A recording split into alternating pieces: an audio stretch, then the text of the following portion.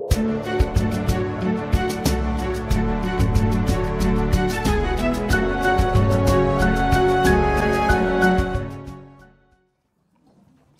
délivrance. C'est vrai qu'on entend parler de la délivrance. Il y a tellement d'enseignements sur la délivrance.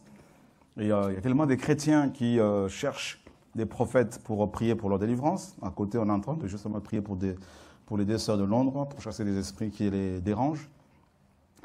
Il y a tellement aussi une confusion par rapport à la délivrance. Des chrétiens qui sont convertis depuis des années et qui cherchent encore à la prière pour être libérés des liens familiaux, des liens ancestraux, tout ça.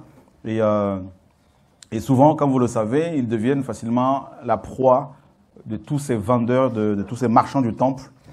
Et il y a tellement de témoignages d'abus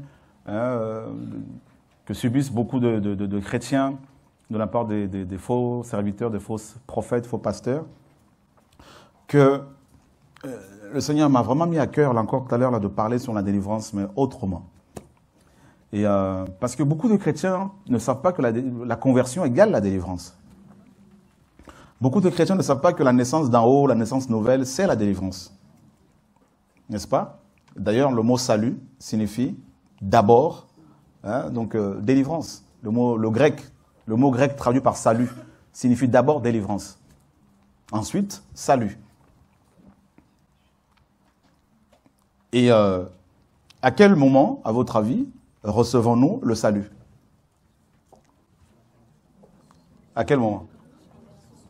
À la conversion, on est d'accord? Alors, il y a plusieurs mots grecs traduits en français par délivrance. Et l'un de plus connus, c'est soteria. Soteria, qui signifie d'abord délivrance.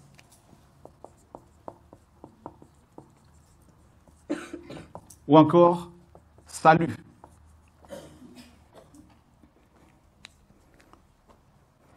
Il y a un autre mot, sozo. Pareil, délivrance. Tout ça, salut. Dieu dit dans les Écritures que mon peuple, il dit que son peuple est détruit parce qu'il est sans connaissance. C'est bon, vous avez pu, je vous conseille de rester plus tôt. Comme ça, tout à l'heure, on va continuer encore la prière. Demain encore. Et puis, d'accord? Merci. Donc, on va voir pour le billet de retour. On va s'organiser, pas de souci. Donc, ça nous touche de voir des jeunes comme ça prendre le billet, quitter Londres pour venir jusqu'ici et poursuivre l'enseignement biblique. On voit vraiment la soif que les gens ont. Alors, j'ai vu sur un commentaire sur le net, sur le Facebook de TV de Vie, une sœur qui disait « Ah, on veut des enseignements qui durent des heures. » Alléluia, gloire à Dieu. On voit que vous avez soif. Nous, parfois, on se dit « Bon, par rapport à vous, on ne veut pas trop abuser. » Mais bon, ça nous encourage de voir des frères et sœurs qui ont soif de la parole, qui veulent la parole. Donc, vous voyez les deux mots principaux utilisés dans les Écritures, de Matthieu à Apocalypse, pour parler du salut. Donc, à chaque fois que vous entendez parler du salut, en Christ, le salut en Christ, il est venu pour sauver, il est notre sauveur. C'est souvent ces mots-là. Et comme je vous le disais, délivrance, voilà. Donc, la première définition de ces mots-là, c'est délivrance. Délivrance. Voilà. Il faut s'en rappeler. Il y a beaucoup de chrétiens qui aiment le Seigneur, qui craignent Dieu, qui sont véritablement nés d'en haut, nés de nouveau, et qui ont reçu leur délivrance, c'est-à-dire la conversion, le salut, la naissance d'en haut, le baptême de l'Esprit. Tout ça, là, ça fait partie de la délivrance. Parce qu'on reçoit ces choses-là en même temps. La naissance d'en haut, la naissance nouvelle, le baptême dans le Saint-Esprit, et la rédemption, et le salut, tout ça là, la conversion, tout ça là, ça se fait de manière instantanée quand on donne sa vie à Dieu, quand le Seigneur nous visite pour la première fois pour nous amener dans son royaume. Donc on est délivré. Alors Dieu voit avec un pincement dans le cœur, parce qu'il a mal au cœur pour ses enfants, et il voit ses enfants qui, beaucoup, ne réalisent pas qu'ils sont déjà délivrés.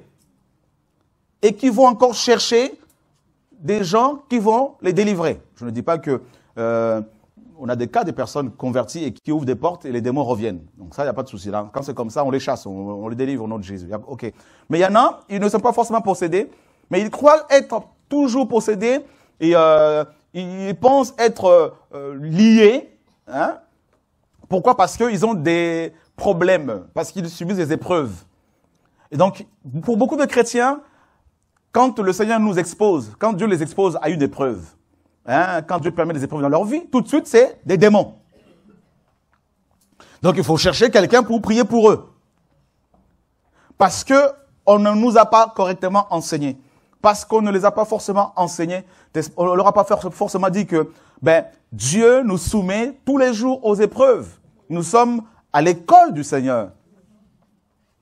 Les Écritures nous disent que les enfants de Dieu passent par diverses sortes d'épreuves. Quelqu'un qui n'arrive pas à trouver un travail alors qu'il craint Dieu, dans sa tête, il faut absolument qu'on prie pour lui parce que c'est un démon qui l'attaque, qui le bloque.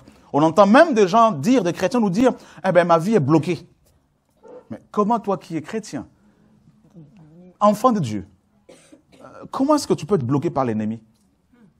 Mais vous voyez qu'il y a quelque chose qui ne tourne pas en rond là. Et c'est pour cela que des ministères comme le combat spirituel et d'autres prophètes qui proclament, qui proposent des délivrances, des guérisons, hein, la cure d'âme, et tout ça là, pullulent. Voilà pourquoi ils se font beaucoup d'argent. Amen. Donc, il y en a, ils vont te dire, non, mais c'est ma tante qui me bloque, qui me combat, il y a tel démon qui m'attaque, C'est-à-dire, et alors ils vont chercher la délivrance, on va prier pour eux, et s'il n'y a pas forcément des manifestations, ils vont pas être contents, ils vont pas être satisfaits, il faut à tout prix aller chercher quelqu'un qui va leur imposer les mains, alors parfois on leur donne du sel, hein, de l'eau, de l'huile à mettre sur la maison, toutes sortes de... C'est grave, hein. Il y en a même, il y a une sœur qui a témoigné la dernière fois, elle était dans une secte dirigée par une femme que je connais, qui priait même avec nous à l'époque à Sarcelles, et qui leur met du VIX dans les parties intimes pour, soi-disant, les délivrer. Mais c'est tout ça pourquoi? Parce que les gens ne savent pas, ils ne sont pas enseignés. Parce que les gens, beaucoup ne veulent pas de la parole. Tout ce qu'ils veulent, c'est qu'on leur impose les mains. C'est tout ce qu'ils veulent. Alors que la délivrance, la délivrance, c'est la conversion. La conversion, c'est la repentance. La repentance, ça va ensemble. La conversion, c'est quoi? La conversion, c'est convertir une monnaie, hein, passer de francs en euros, hein, passer de l'euro en dollars, et vice-versa. Et c'est ça la conversion. La repentance, c'est Dieu qui produit en nous la conviction du péché, tout ça, et on va confesser nos péchés. Et c'est Dieu qui vient vers nous, c'est Dieu qui nous visite. Et c'est ça le salut, c'est ça la délivrance. Lorsqu'un enfant vient au monde, la première des choses que l'on fait, c'est quoi? C'est couper le cordon ombilical. Ah ben voilà, naître de nouveau, naître d'en haut, c'est être libéré des liens familiaux, des liens ancestraux. Donc un chrétien né de nouveau, né d'en haut, n'a pas besoin qu'on lui dise encore, mais écoute, tu es dans des liens familiaux. Mais non, ce sont des enseignements qui vous rendent esclaves des hommes. C'est pour cela que les chrétiens sont toujours là en train de consulter leur pasteur. Ça c'est une doctrine démoniaque. C'est comme si vous avez, à votre âge là, vous avez encore besoin que votre mère vous donne son sein.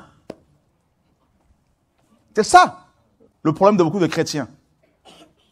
Alors que la moisson est grande et il y a très peu d'ouvriers, ces chrétiens qui doivent être des ouvriers, qui sont ouvrières, et qui ne le savent pas, et qui pensent qu'ils ont toujours besoin d'être libérés des liens familiaux, des liens ancestraux. Il y a un problème, à moins que vous soyez vraiment dans le péché, comme c'est le cas pour beaucoup. Hein. Ils prient, mais en même temps, ça couche ensemble, ça parle vulgairement, ça parle du sexe, avec des gens avec des hommes qui ne sont pas les leurs, avec des femmes qui ne sont pas les leurs. Donc, il y a tout ça là. Dans ce cas-là, c'est normal qu'il y ait des liens familiaux. Mais je parle de ceux qui se sont véritablement convertis et qui craignent Dieu. Ils sont déjà délivrés. Par rapport aux démons, ils sont délivrés. Par rapport au péché, ils sont délivrés. Amen. Parce qu'on est toujours délivré de quelque chose ou de quelqu'un. Donc, premièrement, je vais rentrer en détail par rapport à la délivrance, mais je vais d'abord nous parler des maîtres. Hein? Quand on parle de la délivrance, on voit aussi l'esclavage.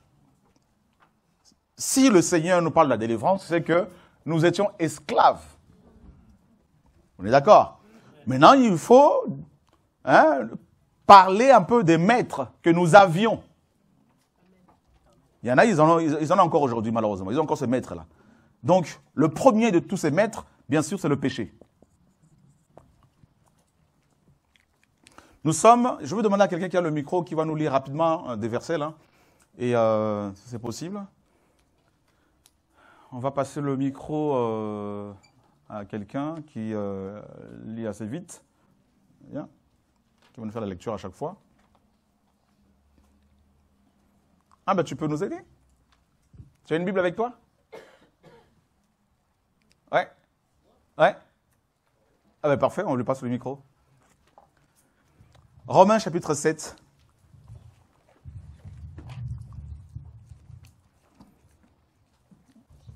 Vous êtes là? Vous n'êtes pas pressé? On a soif, hein? Même moi qui vous parle, j'ai soif. Alléluia, gloire à Dieu, Seigneur, merci. Et nous sommes dans Romains chapitre 7. On va commencer à partir du verset 5. Suivez bien cette lecture-là, s'il vous plaît. Car lorsque nous étions dans la chair, les passions des péchés existaient par la loi. Était excité. Pardon. Les passions des péchés, excitées par la loi, agissaient dans nos membres de manière à produire des fruits pour la mort. Mm-hmm. Mais maintenant, nous sommes délivrés de la loi, étant morts à cette loi sous laquelle nous étions retenus, afin que nous servions Dieu dans un esprit nouveau et non selon la lettre qui a vieilli. Mm-hmm. Que dirons-nous donc? La loi est-elle péché? À Dieu ne plaise. Au contraire, je n'ai connu le péché que par la loi, car je n'aurais pas connu la convoitise si la loi n'avait pas dit « tu ne convoiteras pas ». Et le péché, saisissant l'occasion, produisit en moi par le commandement toutes sortes de convoitises. Parce que sans la loi, le péché est mort. Pour moi, étant autrefois sans loi, je vivais. Mais quand le commandement vint, le péché commença à revivre, et moi je mourus. Ainsi, le commandement qui conduit à la vie se trouva pour moi conduire à la mort. Car le péché, saisissant l'occasion, me séduisit par le commandement, et par lui me fit mourir. La loi donc est sainte, et le commandement est saint, et juste et bon. Ce qui est bon a-t-il donc été pour moi une cause de mort? Nullement. Mais le péché, afin qu'il parût péché, m'a causé la mort par le bien, afin que par le commandement, le péché apparaisse excessivement péché. Mm-hmm. Nous savons en effet que la loi est spirituelle, mais moi, je suis charnel, vendu au péché. Ah! Vendu au péché. À votre avis, par qui? Par Adam et Ève. On est d'accord. Car tous ont péché et sont privés de la gloire de Dieu ou n'atteignent pas, littéralement, la gloire de Dieu. Pourquoi? Parce que c'est une course vers la gloire de Dieu. C'est ça, en fait, c'est une marche vers la gloire céleste. Donc, en chemin, à cause du péché, il y en a, ils sont tombés. C'est ça, en fait, ce que ce passage veut dire littéralement. Donc, être privé de la gloire de Dieu, littéralement, n'atteignent pas, ils n'ont pas atteint l'objectif. Et le péché, la définition du péché, c'est quoi? C'est manquer la cible, manquer le but, manquer le chemin de la droiture. C'est ça. Donc, à chaque fois que tu pêches, tu sors de ton objectif. Donc, Paul dit que quand la loi de Dieu lui a été enseignée, cette loi a excité les passions du péché dans son corps.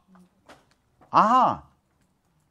Donc, plus tu reçois l'éclairage de la part du Seigneur sur la vérité, plus le péché va commencer à te combattre. C'est pour cela, avant ta conversion, tu n'avais pas de problème de convoitise.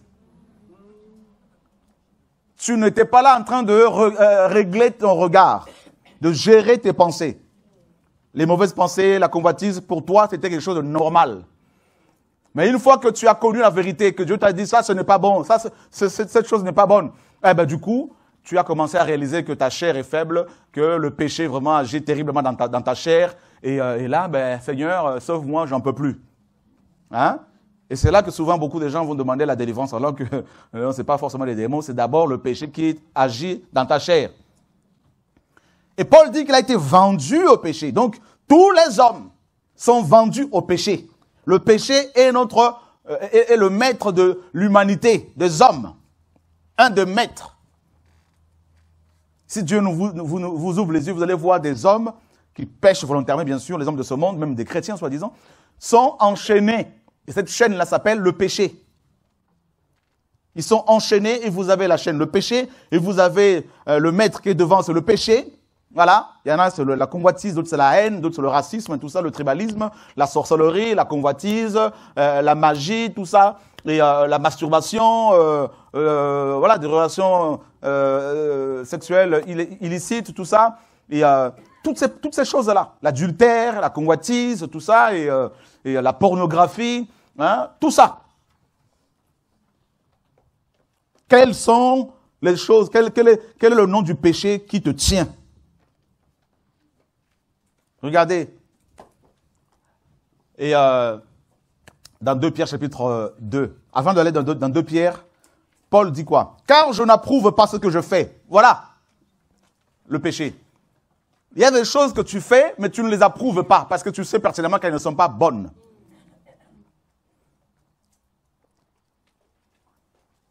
Puisque je ne fais pas ce que je veux, mais je fais ce que je hais.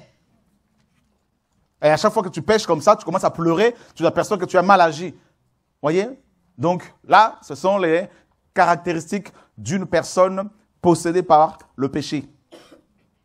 Or, si je ne fais pas ce que je ne veux, si je fais ce que je ne veux pas, je reconnais par cela même que la loi est bonne. Et maintenant, ce n'est plus moi qui fais cela, mais c'est le péché qui habite en moi. Waouh! Ce qui est bon, je le sais, n'habite pas en moi, c'est-à-dire dans ma chair, vu que le vouloir est bien attaché à moi, mais je ne trouve pas le moyen d'accomplir le bien. Car je ne fais pas le bien que je veux, mais je fais le mal que je hais. C'est ça en fait. Tu as la volonté de changer, mais tu n'as pas le pouvoir. Tu as la volonté, tu veux changer. Tu veux aimer ton ennemi. Tu ne veux plus convoiter, tu ne veux plus mentir, tu ne veux plus tromper, tu ne veux plus tromper ton mari, ta femme. Tu ne veux plus te masturber dans les coulisses. Et tu ne peux pas, mais à chaque fois que tu fais cela, tu pleures, tu te sens mal. Tu es habité par le péché. Et personne ne peut être libéré du péché sans le sang de Jésus. Ça, vous le savez. Impossible. Deuxième maître, c'est la loi.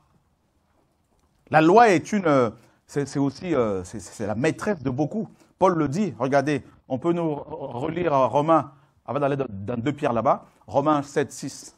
Qu'est-ce que Paul dit là-bas?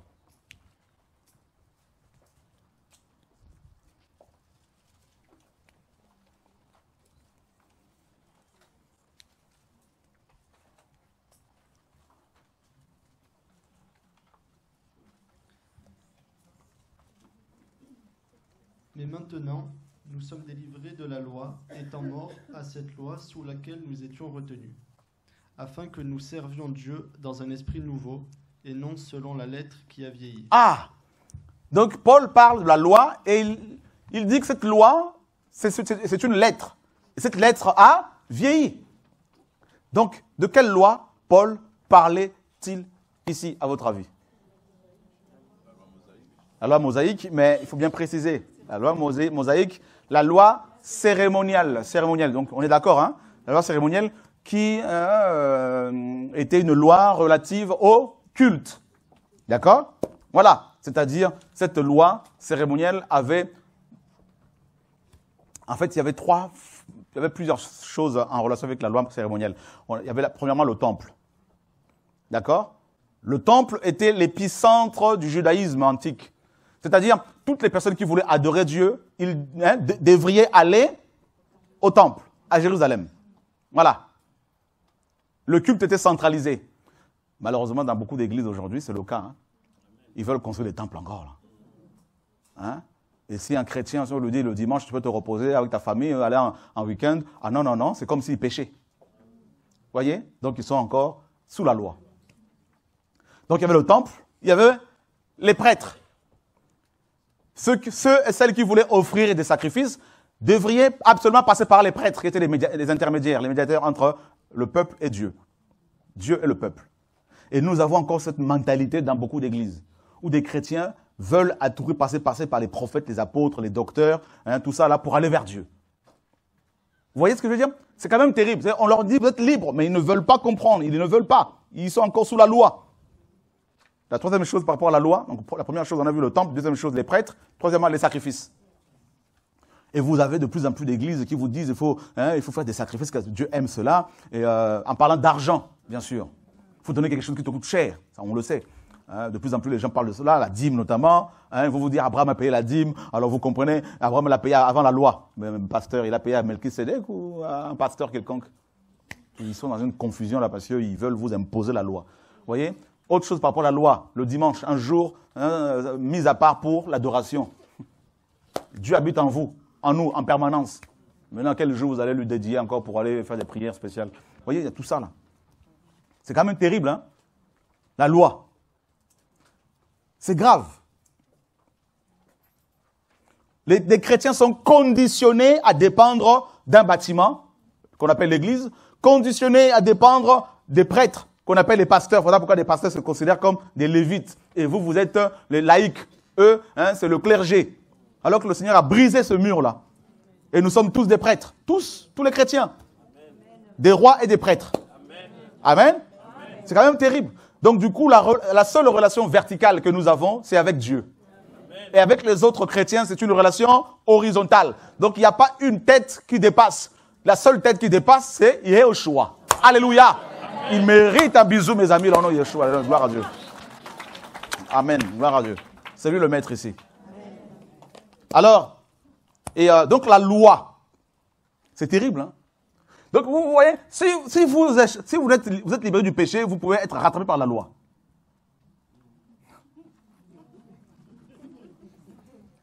Waouh! Quand on parle de la délivrance, beaucoup de chrétiens disent « Oh, moi, je ne suis pas possédé, je ne pêche pas volontairement. » Oui, mais la loi. Tu en es délivré ou pas encore là? La loi.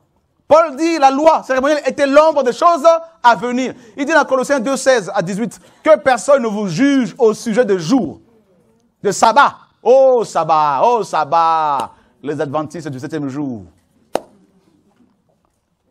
Seigneur, sauve-nous. Alléluia. Délivre-les. Qu'ils soient éclairés, Seigneur. L'habit de dimanche, s'habiller le dimanche pour aller à l'assemblée. Tout ça, là, c'est la loi. Vous avez compris ces choses-là. Si vous échappez à la loi, eh bien, les démons sont là. Satan. Alléluia. Amen. Nous sommes dans Colossiens. C'est terrible, hein? Chapitre 1er.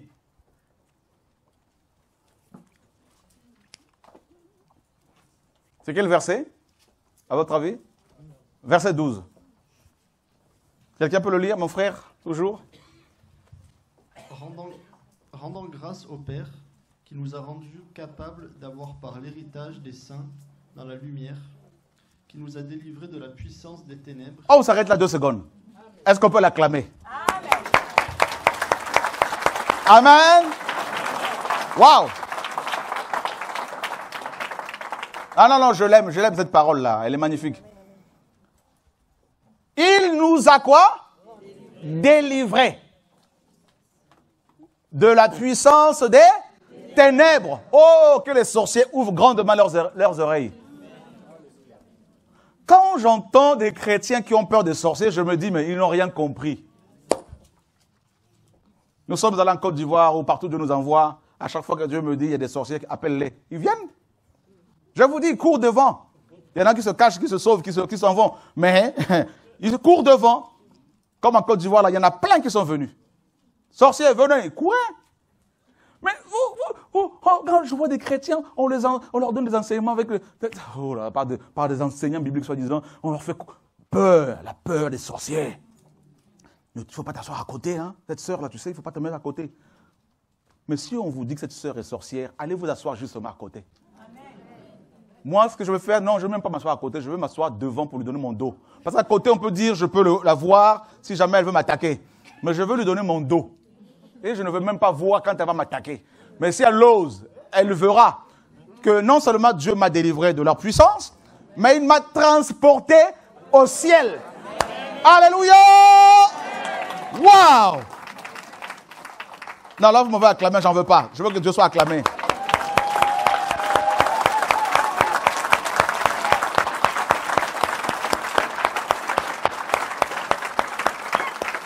Waouh! Donc, ça veut dire que les sorciers sont des petits.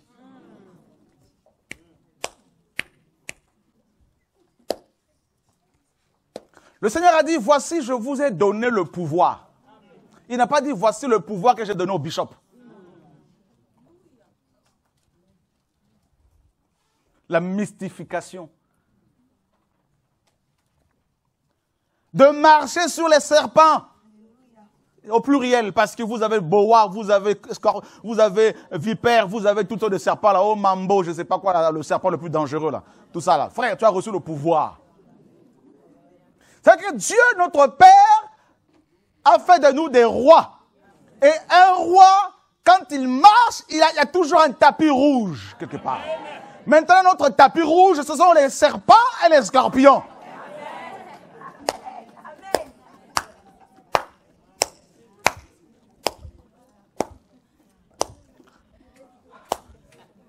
Alléluia. Amen.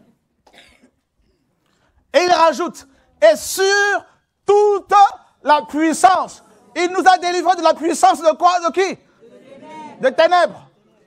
Donc, il nous donne justement de marcher sur toute cette puissance des ténèbres.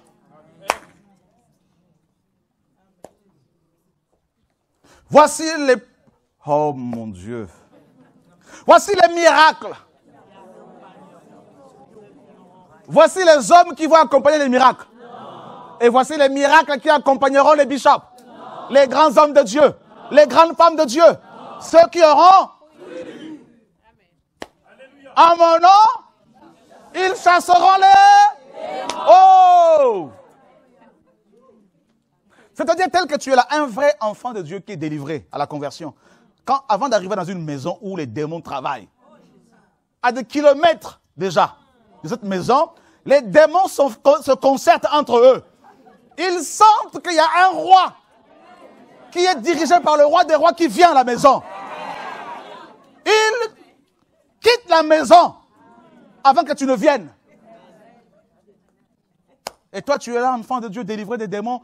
Tu as reçu le mandat pour marcher sur cette puissance. Tu es là, tu te dis, non, cette maison est hantée, je ne peux pas y entrer, tout ça là, je veux déménager. Non, attends, entre toi et les démons, qui sont ceux qui doivent déménager normalement là?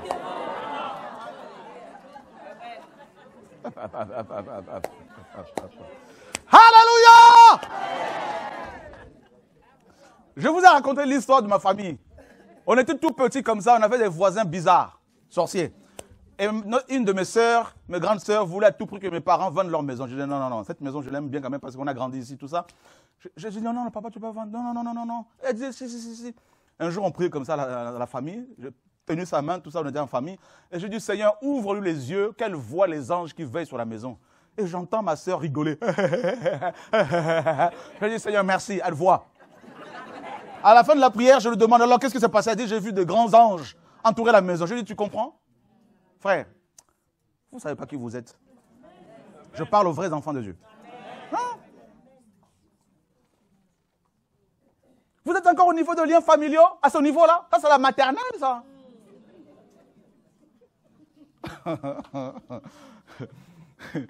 Oh Seigneur, sauve-nous. Même les démons se disent, mais on ne comprend pas ces chrétiens.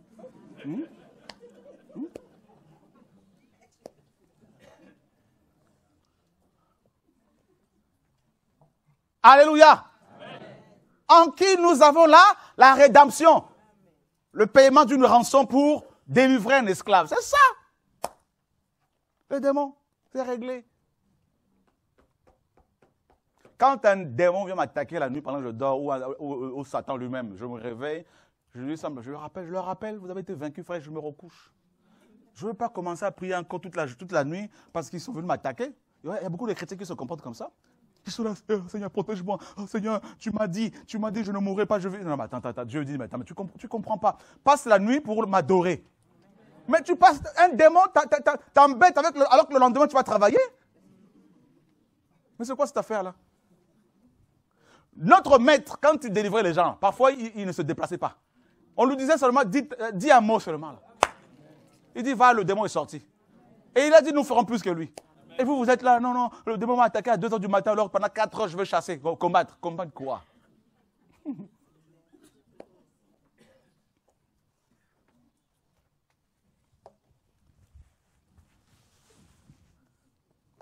Colossiens chapitre 2,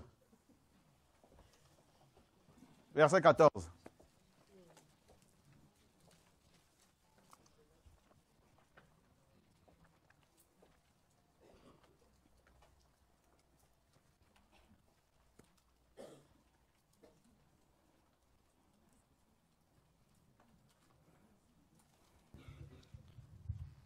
Qu'est-ce que la parole dit? Il a effacé l'acte qui était contre nous, qui consistait en des ordonnances et qui nous était contraire. Et il l'a entièrement aboli en le clouant à la croix. Ça, c'est la délivrance par rapport à la loi. On était condamnés. La loi de Moïse t'interdisait à toi et à moi d'entrer dans le temple parce qu'on n'était pas juifs. Et particulièrement, n'est-ce pas, lévite. Et même si tu étais lévite, il fallait à tout prix que tu sois de la famille d'Aaron. Hein, pour prétendre t'approcher de Dieu. Donc même chez les Juifs, là, tout le monde n'avait pas accès au temple. La loi mettait cette barrière-là. Mais Dieu a dit non, je dois libérer mon peuple. Il faut qu'ils aient accès à moi. Libérer. Voilà. Donc quand je vois des pasteurs mettre des trônes sur des tapis rouges, sur les estrades, et les chrétiens assis là-bas sur des chaises en plastique, je dis voilà, ils n'ont rien compris ces gens-là. Hein? Voilà. Le voile du temple a été déchiré de haut en bas, là, c'est fini. On continue, verset 16.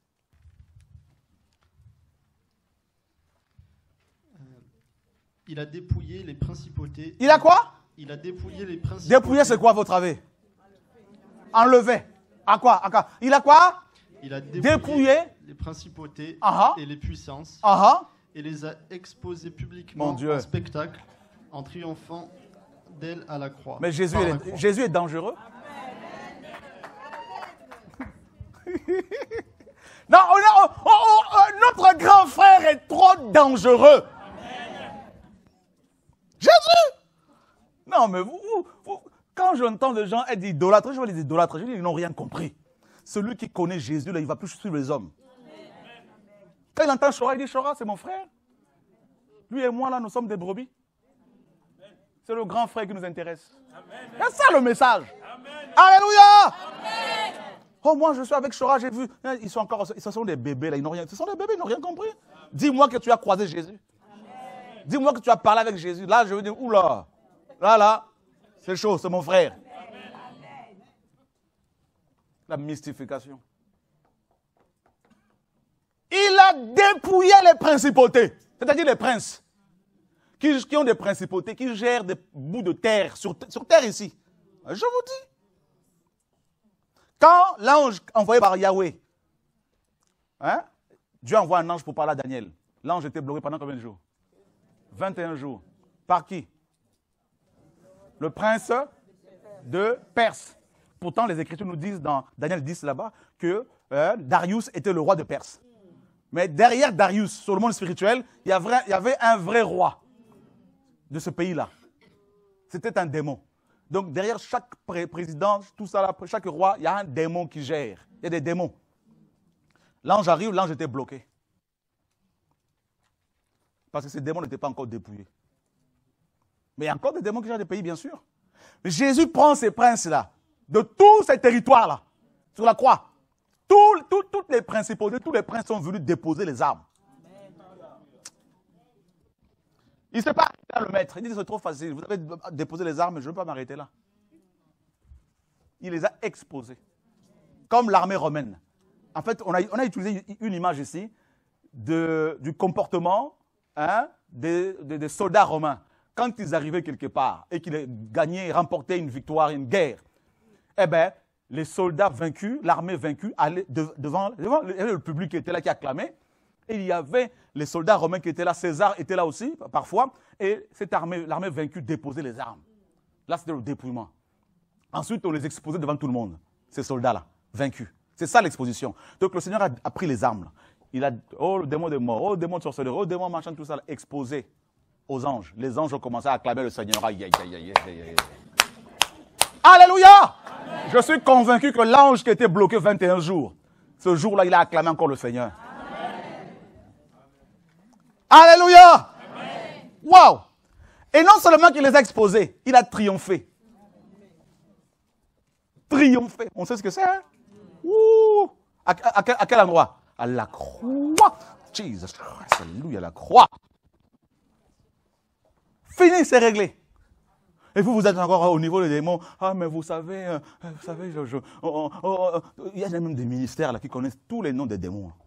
Des noms bizarres qu'on ne trouve même pas dans la Bible. Cafard, démon de cafard. Oh, souris, machin. Oh, Seigneur, sauve-nous. Je ne veux pas connaître les noms des démons. Enseigne-moi sur le nom de Dieu. Amen. Le nom de Jésus. Alléluia. C'est ça l'évangile. Hein?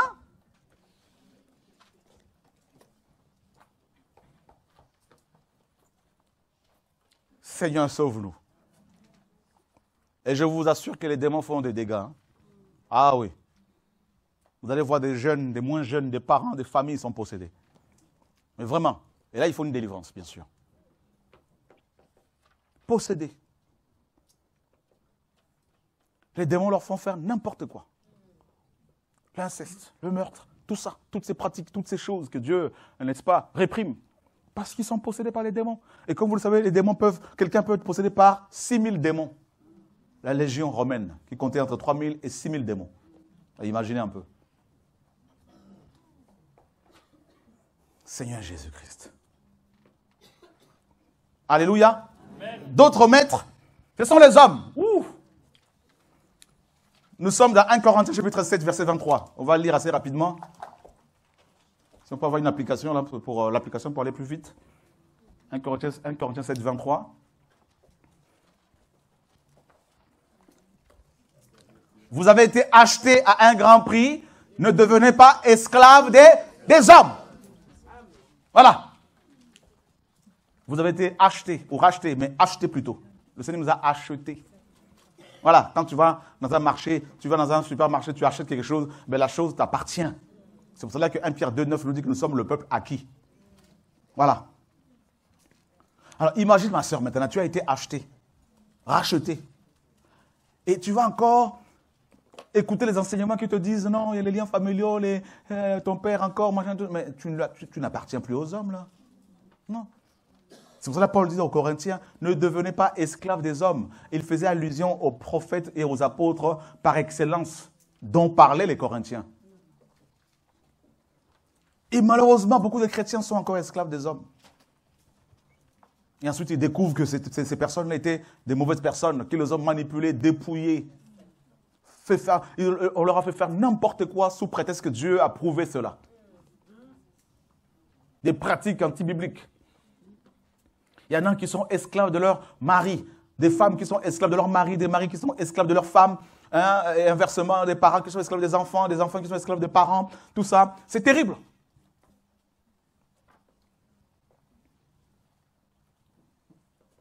Esclaves des hommes, esclaves des pasteurs. Des pasteurs qui sont esclaves des chrétiens, il ne faut pas croire. Il n'y a pas que des chrétiens qui sont esclaves des pasteurs. Il y a aussi des pasteurs qui sont pris en otage par des chrétiens. Oui, qui les possèdent, qui les gèrent. Qui leur disent quoi prêcher, quoi ne pas prêcher, tout ça là. Parce qu'ils financent. Je vous dis. Il y a même des esclaves physiques, des prostituées. Hein. Tout récemment, il y a un pasteur nigérian à Lyon, je crois. hein, qui a été appréhendé, tout ça par la police, tout ça arrêté, parce qu'il y avait tout un réseau. C'était un proxénète, hein, un vrai proxénète, qui faisait travailler des jeunes femmes qui venaient du Nigeria, tout ça, et ce proxénète a été arrêté, appréhendé, emprisonné. Pasteur, vous voyez, c'était ces femmes étaient leurs esclaves. Et vous avez comme ça beaucoup d'Africaines, beaucoup d'Asiatiques, tout ça, à qui on paye des billets pour venir en Europe pour travailler. Il faut qu'elles remboursent. Si elles ne remboursent pas leur famille au pays, ils sont menacés. C'est ça, des esclaves physiques, ça existe. Des esclaves spirituels. Colossiens 2 nous dit quoi? Colossiens 2 à partir du verset 8. Regardez ce que Paul dit.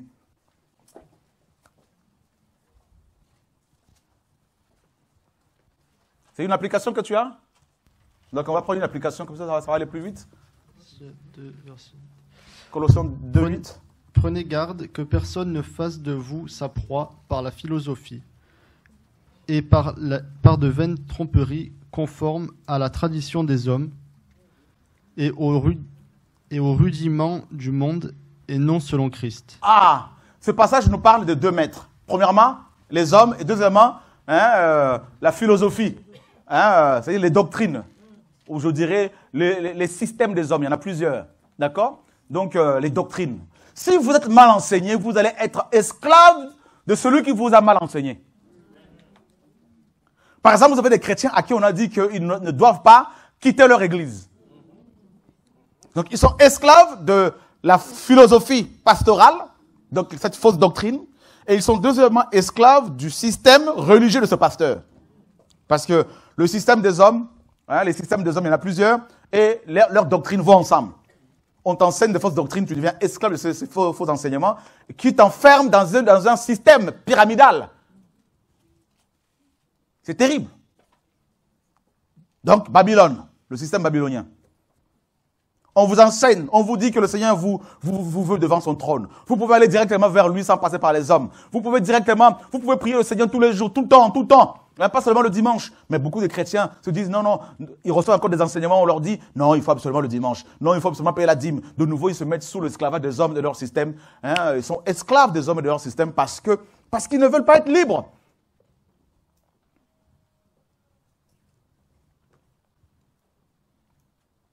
Et Paul dit que personne ne fasse de vous sa proie. La proie, c'est vraiment littéralement être sorti du chemin de la vérité. Être égaré. On vous sort de la course vers le ciel. Il y a des chrétiens à qui on dit, non, il faut jeûner 40 jours. Pour la délivrance, tu dois faire 3 jours à sec. Et ils vont faire 3 jours à sec, alors qu'ils sont malades, alors qu'ils ont le diabète. Et ils vont mourir, et on va dire, non, en fait, c'est parce que Dieu, c'était leur temps, tout ça. Vous voyez tout ce système-là. Il faut faire 21 jours de jeûne de Daniel, c'est écrit où?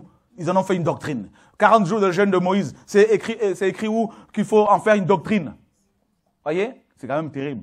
Ce sont des faux enseignements que les gens reçoivent. Des enseignements du genre le 9 don de l'esprit. Qui vous a dit que Dieu avait le Saint-Esprit qui est infini, n'a que 9 dons, ou le 9 fruits de l'esprit? Qui vous dit qu'il n'y en a que 9 des fruits de l'esprit? Vous vous rendez compte à quel point on a limité le Seigneur? Quand on voit un arbre, là, vous avez déjà vu un arbre avec 9 fruits? On acclame le Seigneur pour sa parole.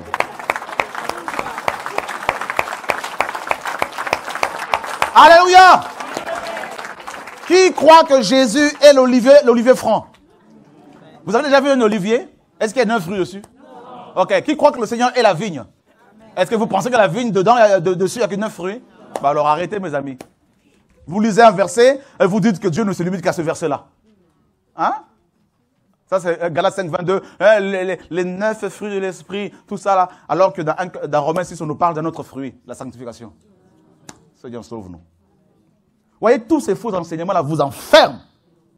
Et il est beaucoup plus facile de prêcher la vérité à quelqu'un dont le cerveau, le crâne n'est pas rempli de fausses doctrines qu'à quelqu'un qui a été mal enseigné. Amen. Parce qu'il va vous dire, mon pasteur a dit. On dit, mais la Bible a dit quoi? Mon pasteur a dit. Système des hommes.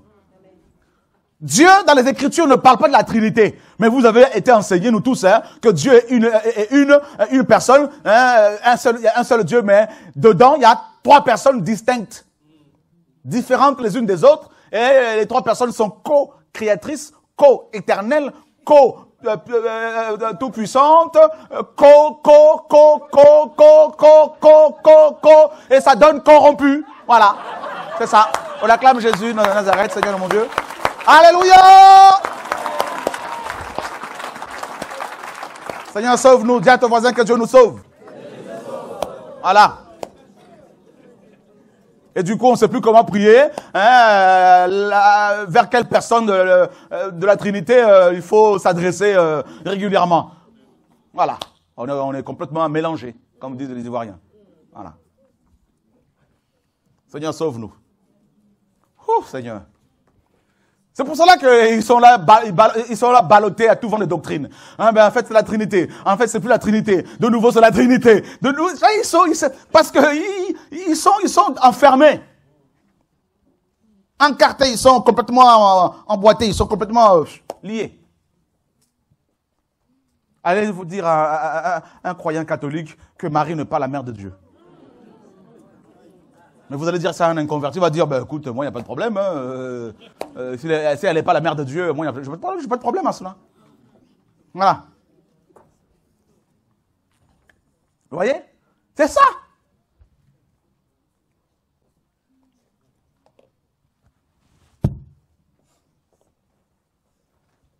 C'est terrible, le système des hommes, là. Et les hommes sont là, mais vous êtes leurs esclaves, et vous êtes comme Pharaon, et vous travaillez pour construire leur magasin. Voilà.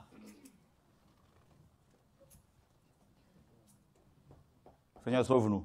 Donc vous avez vu toutes ces choses qui sont comme des maîtres, hein, des maîtresses des hommes. Maintenant, il faut être délivré de tout ça.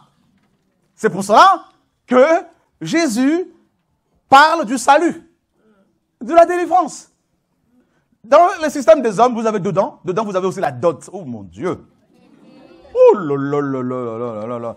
Il y a même des chrétiens, ici même chez nous, qui viennent au programme de réveil, des femmes africaines qui disent dans les coulisses, oui mais lui il est plus blanc, il est plus français, lui il est blanc. Il a épousé une Française, une blanche, donc ce monsieur, on l'a perdu. Hein? Mais il ne connaît pas nos réalités. C'est-à-dire leur réalité c'est quoi? C'est la sorcellerie.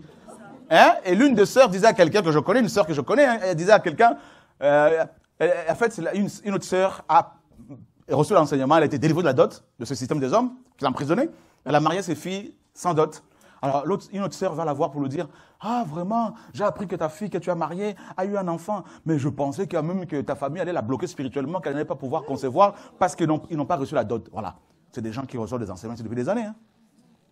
Mais dans les coulisses, on dit, non, mais lui, il a dit, le frère a dit. Mais la Bible dit. Ne dites pas Chora a dit. Non, dites, Jésus dit dans sa parole. Qui est Chora? Voyez? Donc, ils ont peur d'être attaqués par les sorciers s'ils marient leurs enfants sans dot. Parce qu'on les a conditionnés que les sorciers sont plus grands que Dieu, selon eux. Dieu est juste. Une femme tombe enceinte, donne naissance à son enfant, éduque son enfant. Et le jour où cette femme et son mari vont vouloir marier leurs enfants, et un oncle qui sort de nulle part, qui n'a jamais été là pour souffrir pour l'enfant, et qui va t'ensorceler, les Écritures nous disent dans Proverbe 27 au 26, verset 2, que toute malédiction, la malédiction sans cause, n'atteint pas. Alléluia. Tu vois, non? C'est ce qu'il faut comprendre. Lisez la parole, méditez les Écritures. Mais littéralement, n'atteint pas.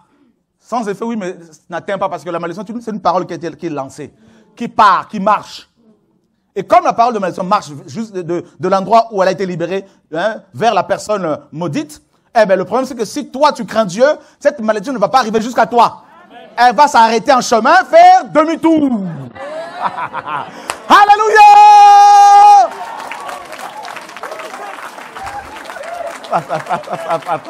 Alléluia! Regarde. Satan a possédé un monsieur qui s'appelait Balak, roi des Moabites. Hein? Et il a dit, non, Balaam, toi tu as l'onction, viens maudire ce peuple. Celui que tu maudis est maudit, celui que tu bénis est béni parce que tu es certainement de la descendance d'Abraham. Dieu a dit à Abraham, celui que tu bénis sera béni. Le gars il vient, il a construit un hôtel. 7 béliers, 7 machins, tout ça là.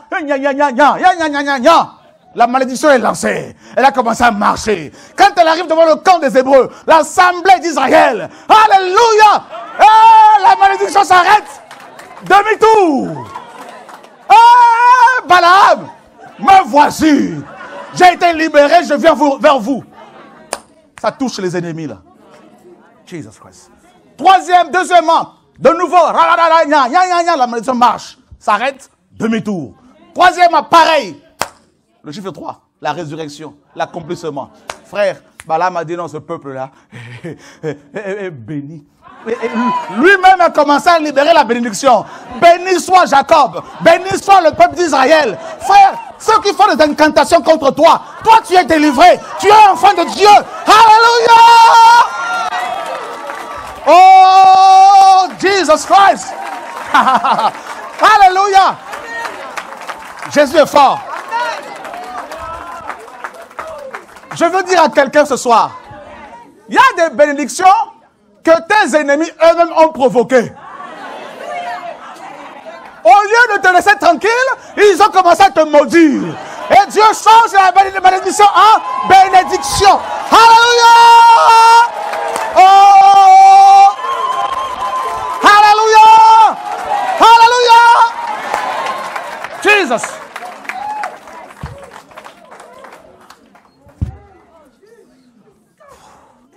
Il y a des choses qui se passent là.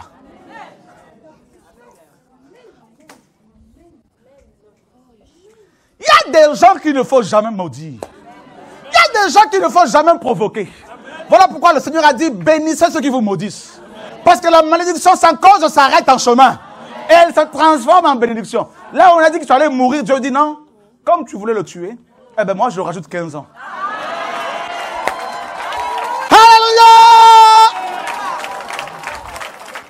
Frère Paul se fait mordre. La vipère l'a mordu. Les barbares attendaient la mort. Il ne faut pas maudire Paul. Paul avait une mission. Paul était un appelé, un élu. Dieu l'a connu d'avance. Dieu l'a prédestiné au salut. Dieu l'a béni. Frère, ils ont attendu. Il y a des gens qui sont là derrière leurs ordinateurs, ils attendent. Il y a des gens qui sont là seulement, ils attendent au téléphone. Mais là, le venin a été transformé en vitamine A, B, C, D, E, F, G, H, J, K, L, M, N, O, P, Q, R, S, T, I, V, W, Y, I. Oh, Jésus de Nazareth. Waouh. Jésus est dangereux. Moi, quand les gens disaient c'est fini. Ah, c'est fini là-bas, c'est fini, c'est fini. Non, on est parti, c'est fini. Dieu dit, voilà l'argent pour acheter encore le bâtiment. Amen. Voilà l'argent pour faire ci. Voilà, frère, la bénédiction. Jesus Christ. Jesus Christ. Tu comprends? Donc, il ne faut pas paniquer. Il faut que tu réalises que tu es chrétien, que tu es délivré déjà là. Si tu crains Dieu. Voilà.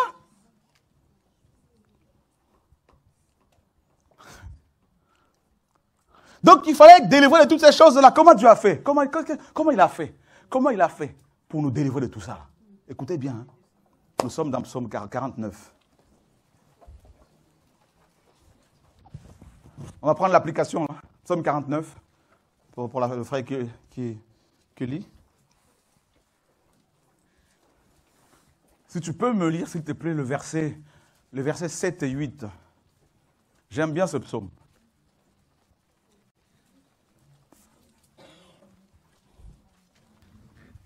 Ils mettent leur confiance dans leurs biens et se glorifient de l'abondance de leurs richesses. Les riches, les hommes de ce monde, mettent leur confiance dans leurs biens, dans leurs richesses. Continue.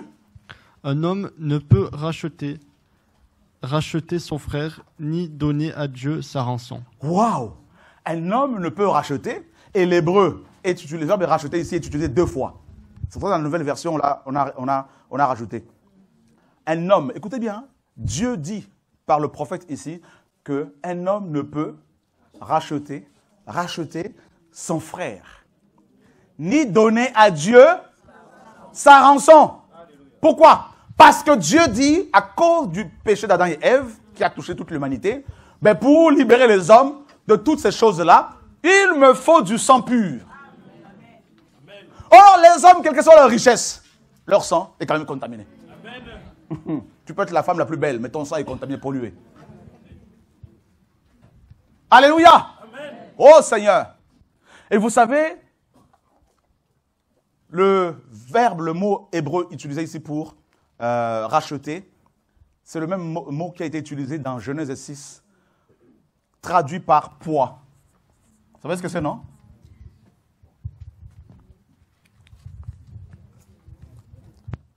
Genèse chapitre 6.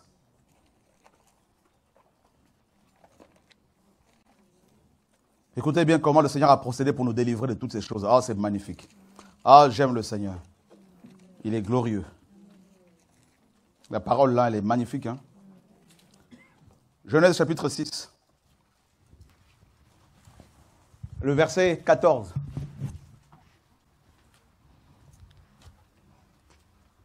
Fais-toi une arche de bois de gopher. Tu feras cette arche en cellules et tu l'enduiras de poids en dedans et en dehors. Tu l'enduiras comment? De poids en dedans et en dehors. Donc poids vient de kofer. Kofer signifie aussi rachat. Racheter. Hein?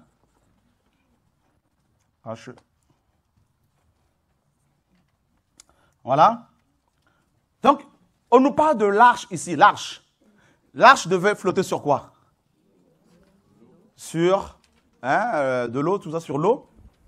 Ben, pour ne pas que l'eau y pénètre, il fallait mettre la poix, tout ça de la poix, et ce produit pour imperméabiliser ce coffre-là, ce grand coffre, cette arche, pour empêcher que l'eau entre dedans. Donc, vous voyez, quand Dieu dit dans Psaume 49 là-bas, un homme ne peut racheter son frère, c'est-à-dire littéralement mettre autour de lui et dedans et dans son âme. En fait, on parle de la délivrance de l'âme d'abord. Hein. Or, ton âme, pour être délivrée, a besoin d'être couverte de la poix, ce produit-là pour empêcher que l'eau y pénètre. Et aussi à l'intérieur, il fallait mettre de la poix, tout ça là, la poix pour empêcher, toujours. Il faut une double protection en fait. Et c'est ce que Dieu a dit à Noé, pour ne pas que l'eau du déluge, qui était l'image du jugement, pénètre dans l'arche, il fallait mettre ce produit. Et pour nous délivrer, c'est ce que le Seigneur a fait. Qu'est-ce qu'il a fait? Eh bien, notre âme est couverte par le sang de Yeshua, à l'extérieur et à l'intérieur. Dites-moi maintenant, quelle est la flèche de l'ennemi qui va t'atteindre? Amen. Tu comprends? Alléluia! Dis à ton voisin, j'ai la double protection. Il dit, tu vas l'enduire de quoi? Enduire ici, c'est couvrir. Couvrir, c'est le verbe couvrir en hébreu. Enduire, couvrir. Donc, tout chrétien est couvert. Tous les chrétiens véritables sont couverts. Donc, ne va plus demander à ce que Dieu couvre ta maison par son sang. Tu es déjà couvert. Sois-en conscient. Quand les sorciers, les maçons, les rosicruciens rencontrent les vrais chrétiens, ils voient cette couverture-là. C'est pour cela qu'on parle de la lumière qui couvre les chrétiens. C'est ça! Comme l'arche de Noé. C'est-à-dire que tu passes quelque part, là où les flèches atteignent les gens. Toi, tu passes par là-bas, comme le psaume 91 le dit, 91, que 1000 tombent. Hein? C'est 90, non? 91. Que 1000 tombent à ma gauche, 10 000 à ma droite, je ne serai pas. Alors pourquoi? Parce que tu es enduit de la poix, là, tout ça, de ce produit-là, en fait, du sang de Yeshua. Mon Dieu, mon Dieu, mon Dieu. Alors, il faut que tu sois conscient de cela. Ne cherche plus la protection de la part des hommes. Ah, frère, s'il te plaît, prie pour moi, parce que vraiment, en ce moment-là... Non, non, arrête un peu, là, quand même. Tu es dans une bulle de protection, là. Le maître est trop fort. Et le verset 8 te dit quoi? Écoutez bien.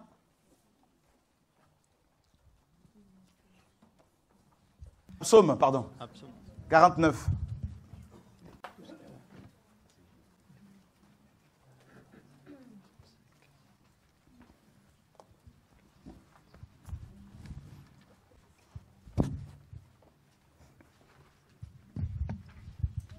Psaume 49, verset 8. Un homme ne peut racheter son frère, ni donner à Dieu sa rançon. Verset 9. Car le rachat de leur âme est trop coûteux. Ah, le rachat de leur âme est trop coûteux. Ou trop considérable. Donc, il est impossible aux hommes de donner à Dieu le prix de leur délivrance spirituelle et de la délivrance de leur âme. C'est impossible. Pourquoi? Parce que le prix en question, ce que Dieu demandait là, c'est le sang pur, du sang pur. C'est pour cela que, il fallait trouver ce sang ailleurs. Mon Dieu. Nous sommes dans Lévitique chapitre 25. Regardez bien ici. Lévitique 25. Verset 23.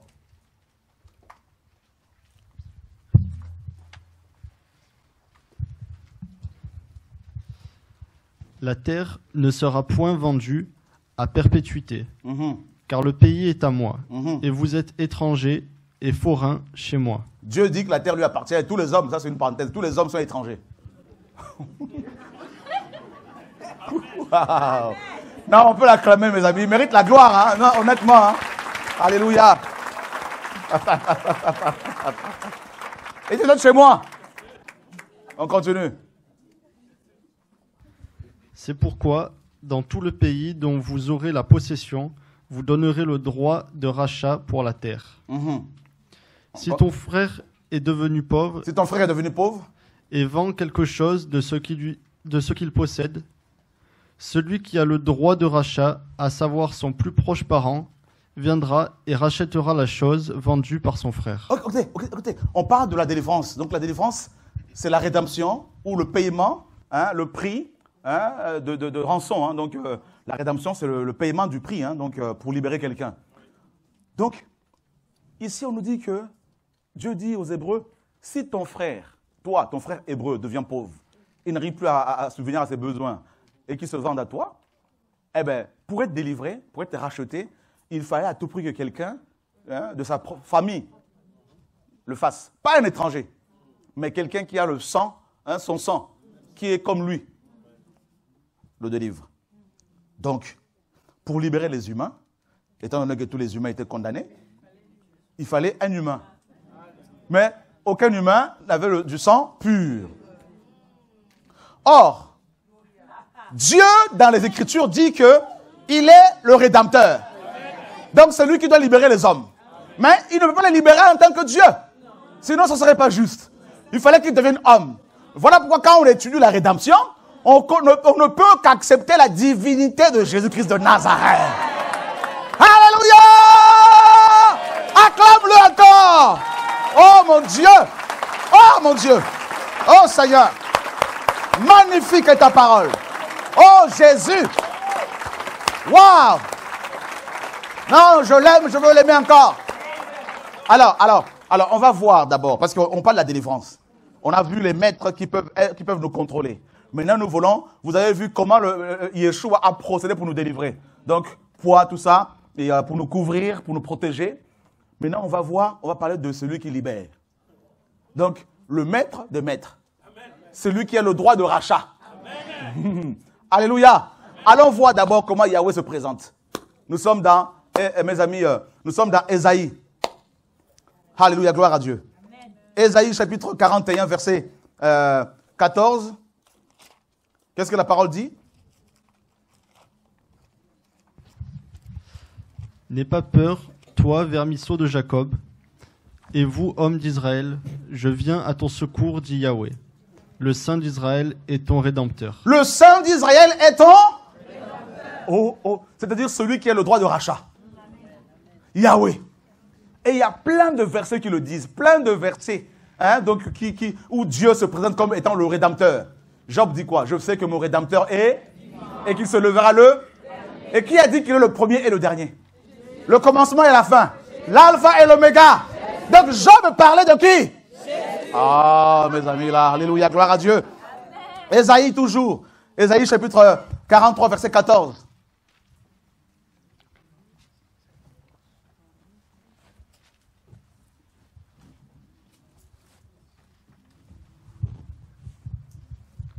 Ainsi parle Yahweh, votre Rédempteur, le Saint d'Israël. Ainsi parle Yahweh, votre Rédempteur. Il y a plein de... Lisez Ésaïe, Dieu, il y a plein de versets, on ne peut pas tout prendre parce qu'il y en a beaucoup. Hein? Donc, il y a Ésaïe 54, un autre passage. Il y en a plein. 54, verset 5.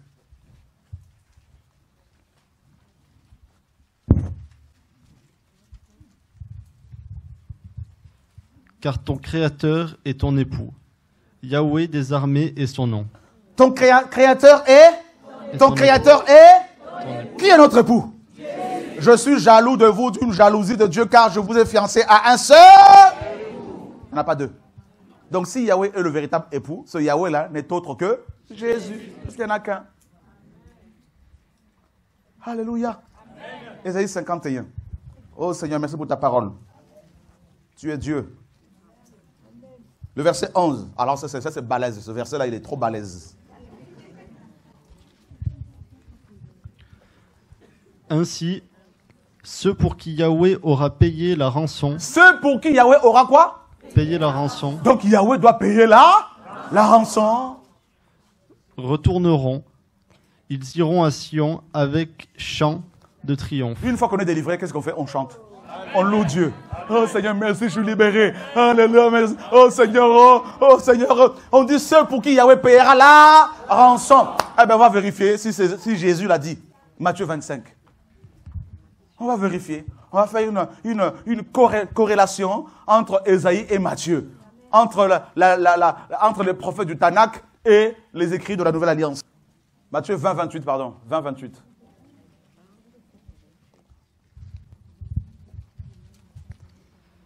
De même que le Fils de l'homme n'est pas venu pour être servi, mais pour servir, et afin de donner sa vie en rançon Dieu. pour plusieurs. Mon Dieu. Ben oui, on a dit, est-ce qu'on a dit Dieu ici? Non, on a dit le Fils de l'homme. Pourquoi? Parce que pour délivrer un homme, il fallait être un homme. C'est pour cela, Paul dit dans 1 Timothée 3,16, le mystère de la piété est grand. Dieu a été manifesté en chair. C'est-à-dire, maintenant, pour te délivrer de tous ces ennemis-là, Dieu a dit, si j'envoie Abraham est le père de la foi, mais Abraham aussi a des défauts. J'envoie Élie aussi des défauts. Un jour même, il a demandé la mort. Il a dit, je ne suis pas mieux que mes pères. Pourtant, il avait reçu la double portion. Et Dieu dit non. Moïse n'est pas rentré à Canaan parce qu'il avait un problème il n'a pas obéi à un moment donné. Alors Dieu dit, non, mais qu'est-ce que je vais faire? Il regarde autour de lui, il regarde dedans, il regarde partout, personne. Personne. Dans le ciel, sur la terre, sous la terre, personne. Et Jean pleurait. Il ne pleure pas. Dieu est là. Alléluia. Voici le lion de la tribu de... Il a vaincu. Mais quand il regarde, au lieu de voir le lion, il a vu un agneau. Alléluia. Dieu dit, je veux descendre moi-même. Dieu est descendu pour toi. Qui est l'homme? Quel amour. Mon Dieu. Allons voir dans Hébreux chapitre 2. Allons voir dans Hébreux chapitre 2. Verset 14. Qu'est-ce que la parole nous dit là-bas?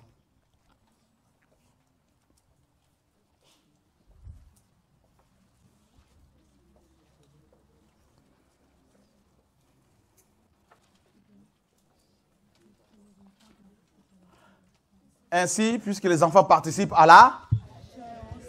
Qu'est-ce qu'il a fait? Et au sang? Lui aussi a participé aux mêmes choses. Pour quelle raison? Afin de rendre impuissant celui qui avait la puissance de la... Mon Dieu. Et qui? Le diable. Donc Dieu dit, bon, Satan, tu joues trop avec mes enfants. Là. Hein? Comment je vais m'organiser pour pouvoir détruire, vaincre tous ces maîtres-là? Il a participé aux mêmes choses que les humains. C'est-à-dire, il est venu rentrer dans le ventre d'une femme. Confiné comme ça, là. Pendant 9 mois. Il attendait seulement. Il est très patient. Mon Dieu. Dieu. Emmanuel. Il fallait qu'il soit comme toi, qu'il soit ton parent. Amen. Un humain. Amen. Donc, Jésus n'a pas vaincu Satan en tant que Dieu. Parce que Dieu n'a pas le temps d'aller combattre contre Satan. Non, Dieu n'a pas... Mais attendez. Mais Satan, c'est un petit par rapport à Dieu. C'est même pas comparable. Satan, quand il parle à Dieu, il est à genoux, visage contre terre. Et il dit, Maître, Créateur. Ah non. Dieu dit non. Je veux devenir humain. Avec un corps limité. Un corps qui peut être flagellé, qui peut saigner. Un corps qui peut se fatiguer. Mais je ne peux pas pécher parce que je suis Dieu. Alors avec du sang dedans, le sang de Dieu, Paul dit, le sang de Dieu. Jésus a dit, qui de vous peut me convaincre du péché? Qui? Personne. Vous savez, je vais vous dire une chose. Tout animal présenté à Dieu pour le sacrifice devait être observé. S'il n'y avait pas un défaut quelque part. Voilà pourquoi Yeshua, homme, est passé par deux législations. La législation juive, n'est-ce pas, le Sanhédrin, et romaine. Les Juifs ont regardé de partout. On l'a accusé faussement. Mais ils ont regardé tout ça. Il n'est pas au tribunal parce qu'il fallait qu'il soit examiné. Ils ont dit non, non, il est digne de mort. Ce n'est pas qu'il mérite la mort, mais il est digne de mort. Parce qu'il est propre.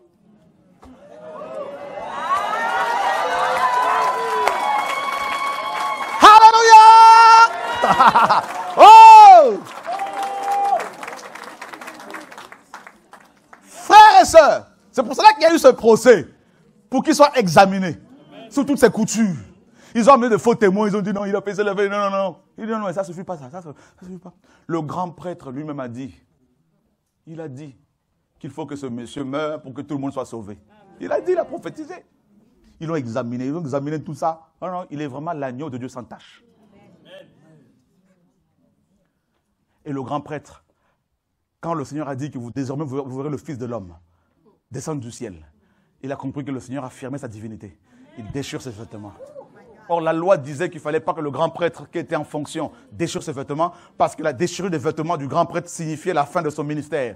Ce que ce monsieur n'a pas compris, c'est que devant le grand roi, devant le grand prêtre, par excellence, il a cédé sa place. Maintenant, il fallait que les païens aussi l'examinent. On l'amène devant Pilate, un Romain. Il a examiné. Il a examiné Yeshua sous toutes ses coutures. Il a dit non, cet homme est juste. Même sa femme qui dormait cette nuit-là, le Seigneur l'a visité. Elle envoie des gens pour dire chéri, dites à mon chéri, ne te mêle pas. Cet homme est juste. Pilate a pris une bassine remplie d'eau. Il lave ses mains. Il dit non, je n'ai rien à voir avec ce sang pur. Maintenant, qu'est-ce qu'il a dit? Il prend Jésus et dit voici l'homme. Oh! Il a présenté, voici l'homme qui mérite la mort, qui est digne de mort pour votre libération. Le jour où on l'arrête, c'est le jour où un malfaiteur était libéré. Vous vous rendez compte? Partout il passe, partout il est passé, il y avait des délivrances. Jesus Christ. Hey! Il marche, une femme qui perdait son sang, qui ne pouvait pas toucher, toutes les personnes qu'il a touchées devenaient impures. La femme voit la foule. Elle dit, c'est pas grave, je n'ai pas besoin qu'il me voie avec des yeux humains. Je crois qu'il est Dieu, il a des yeux spirituels. Je n'ai qu'à toucher le pan de sa robe et je serai guéri. La femme se faufile derrière, touche le vêtement. Une femme qui était rejetée a su arrêter le cortège de Jésus-Christ de Nazareth. Le Seigneur s'arrête. Il dit, qui m'a touché? Il savait qu'il était Jésus. Un lépreux va le voir. Il dit, maître, dans Matthieu 8. Il dit, si tu le veux, tu peux me rendre pur. Un lépreux. Qu'est-ce que le Seigneur a fait? Logiquement, tout lépreux devait être chassé. Parce que ceux qui le touchaient étaient impurs. Et là, qu'est-ce que le Seigneur a fait? Il a touché. Ah! Il a touché. Quand Dieu te touche, ton péché s'envole. L'année de la mort du roi Osias, je vis le Seigneur assis sur son trône et le pan de sa robe remplissait le temple. Des séraphins devant lui disaient saint, saint, saint. Et je me suis dit, malheur à moi. Je suis perdu car je suis un homme dont les lèvres sont impures. Et j'habite au milieu d'un peuple dont les lèvres sont impures et mes yeux ont vu le roi. On nous dit que un ange s'est envolé vers lui. Il prend avec des pincettes une petite pierre là. Il touche ses lèvres, il dit, ton péché est ôté. Le toucher de Dieu. Jesus Christ. Jésus! Non, mais ne sois plus idolâtre. Jésus est trop fort. Amen. C'est ton Dieu, c'est mon Dieu, c'est notre Dieu. Amen. Yahweh, c'est lui Yahweh. Tu sais ce qu'est le Yahweh encore? Il est devenu homme. Il dit maintenant, si je combats Satan comme Dieu, non, c'est trop fort, je ne peux pas. Je vais envoyer un ange là, le dernier des anges là. Il va le renverser. Moi, je veux y aller. Je prends ce corps là, qu'il manipule là, qu'il gère là. le corps d'Adam. Il a pris la même poussière là, que Satan foulait. Il a formé d'abord l'homme, le premier Adam. Il dit, tu peux maintenant régner. Il s'est fait avoir. Le deuxième Adam, l'original. Oh, notre grand frère, Dieu lui-même est venu. Frère! Il a attendu 30 ans. À 30 ans, il a dit, maintenant c'est l'heure. C'est l'heure. Qu'est-ce qu'il a fait? Le baptême. Qu'est-ce qu'il a fait? Rempli de l'esprit. Il est parti où? Dans le désert d'abord. Il est allé d'abord confronter les serpents là-bas. Et les scorpions là. Il a dit, maintenant là, vous allez voir. Frère, c'est terrible. 40 jours. Partout où il allait, il prêche, les démons disaient, qu'y a-t-il entre toi et nous? Et il n'y a rien. Il dit, tu es venu avant l'heure pour nous perdre. Permets-nous. La Bible dit, les démons ont prié Jésus. C'est ça, hein, c'est écrit littéralement. Ils ont prié Jésus pour qu'il les envoie dans les pourceaux. C'est-à-dire, ils voulaient que ce fou-là devienne comme un porc, qu'il se suicide. C'est ça le but qu'il faut comprendre. Envoie-nous là-dedans. Je dis, allez, comme ces gens-là, ils ne veulent pas m'accepter. Allez, détruisez leur pourceau, là, tout ça. Là. C'est ça le truc. Jésus!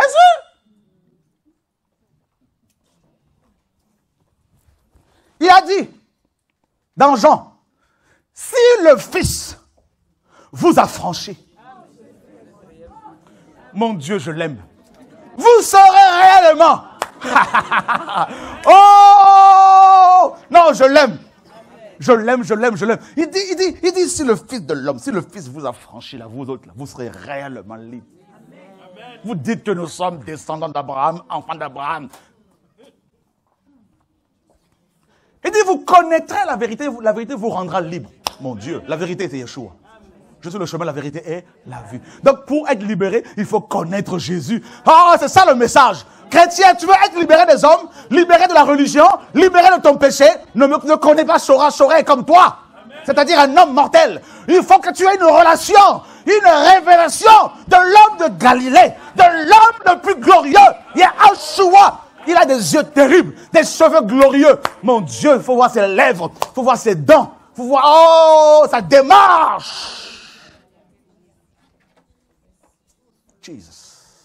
Jésus, c'est la beauté par excellence.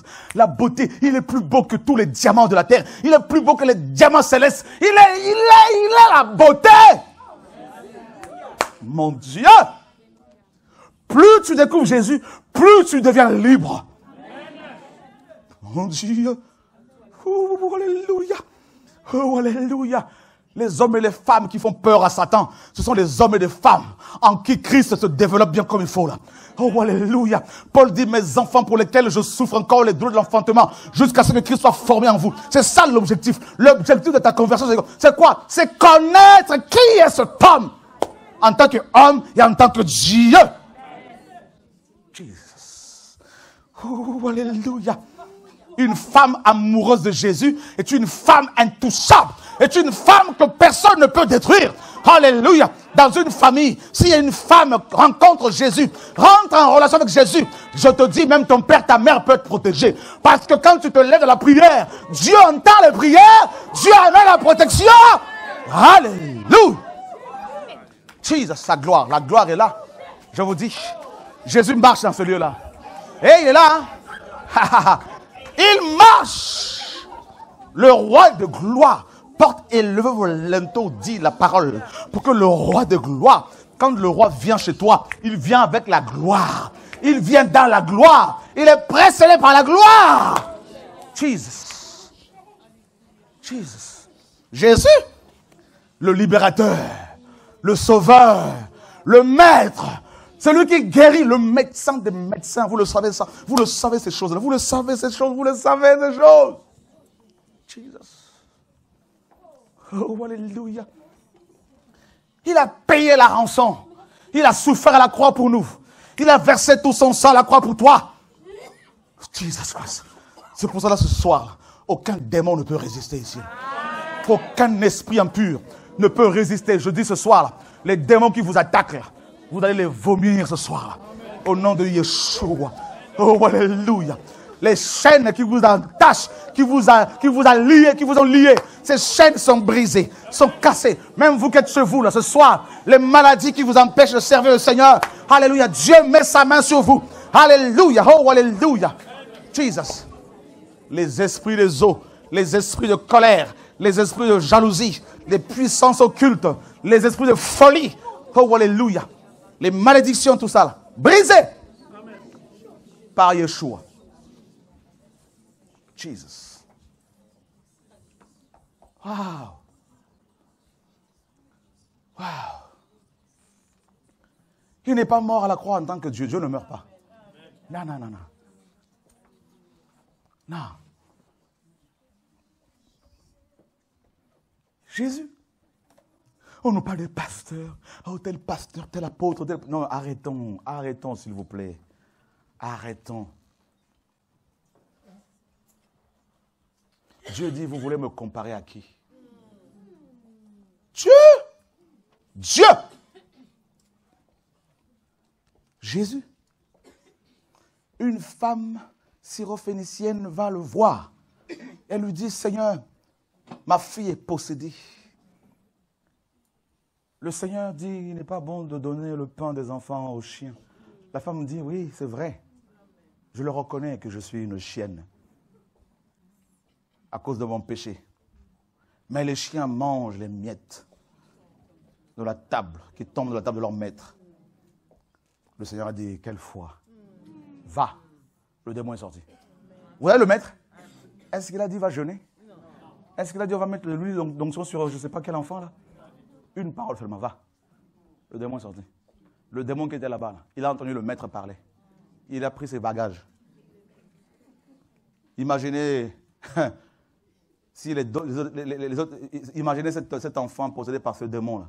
Imaginez si cet enfant était entouré d'autres personnes possédées et que les démons qui étaient dans ses corps lui demandent, mais où vas-tu? Pourquoi tu fais tes bagages? Mais le maître a parlé. Je dois quitter ce corps. Jésus! Vous le comparez à qui? Jésus! On dit non, c'est le deuxième Dieu de la Trinité. Vous n'avez rien compris là. Il se présente lui-même comme le Tout-Puissant. Lui-même dit qu'il est Dieu. Frère, sœur. C'est pour cela que vous pouvez parler de Dieu, ça ne dérange pas les gens. Mais quand vous dites Jésus, regardez les réactions. Secte. C'est le nom qui dérange. C'est le nom au-dessus de tout nom. Tu veux vaincre le péché? Prends ce nom-là. Respecte sa parole. Et tu auras la puissance. Il n'y a pas de vraie puissance en dehors du nom de Yeshua. Non!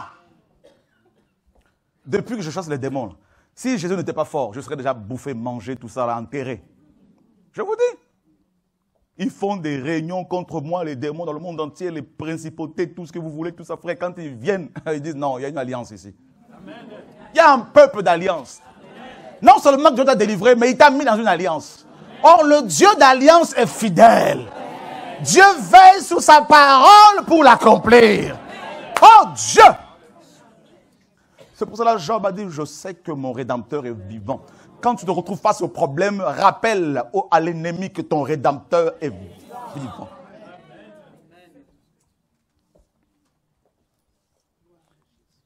Ils l'ont vaincu. À cause du sang de l'agneau. Et à cause de la parole de leur témoignage. Et ils ont exposé leur vie.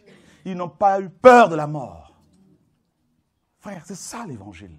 Connaître Jésus. Si tu veux que ton caractère change, il n'y a pas d'autre solution que Jésus-Christ. Amen. C'est pour cela, ici, là, nous n'avons pas d'autre message. Nous pouvons parler sur la sanctification, nous allons revenir vers Jésus-Christ.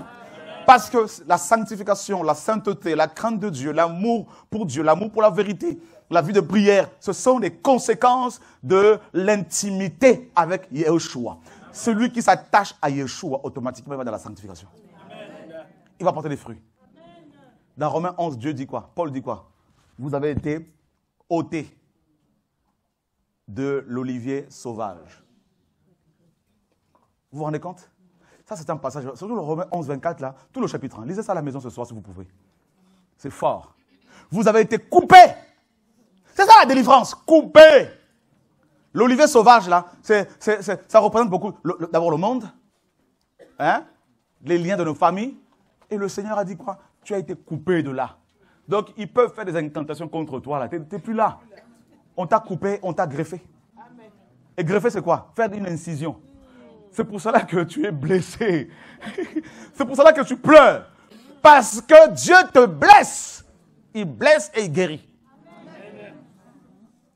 Tu comprends? Waouh! Donc, comme tu es greffé sur l'olivier franc, tu ne peux que porter des fruits. Tu ne peux que te sanctifier. Tu ne peux que craindre Dieu. Même quand ta chair s'affaiblit, mais au fond de toi, il y a une force qui te dit, lève-toi et marche et prie.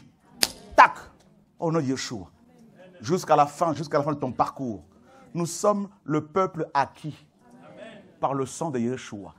C'est-à-dire le peuple délivré, libéré. Donc que les faux enseignements ne vous ramènent pas encore à la servitude. Hein, dans la servitude, comme Paul le disait dans Galates 5. Demeurez ferme dans la liberté pour laquelle Christ nous a affranchis. Le Seigneur dit, celui qui se livre au péché est esclave du péché. Jean chapitre 8 là-bas. Là. Vous voyez? C'est terrible. Le péché, les démons, le système des hommes, toutes ces choses, le Seigneur est venu, il a tout accompli. Il a dit, tout est accompli.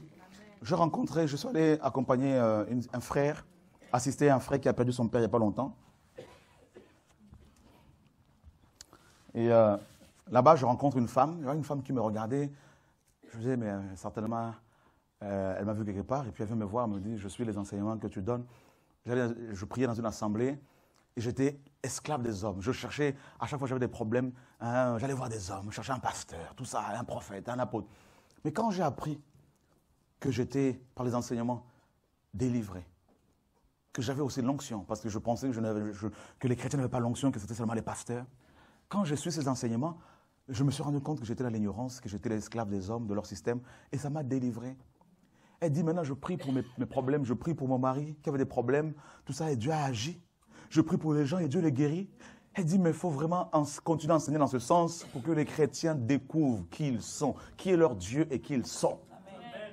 Je dis, waouh Seigneur, waouh.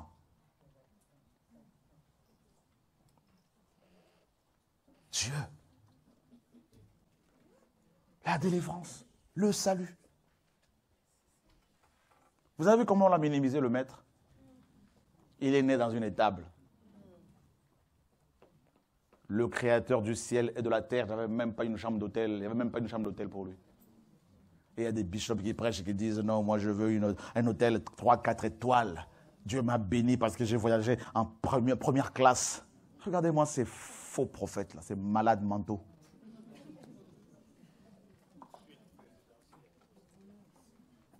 Les marchands du temple. Les mystificateurs.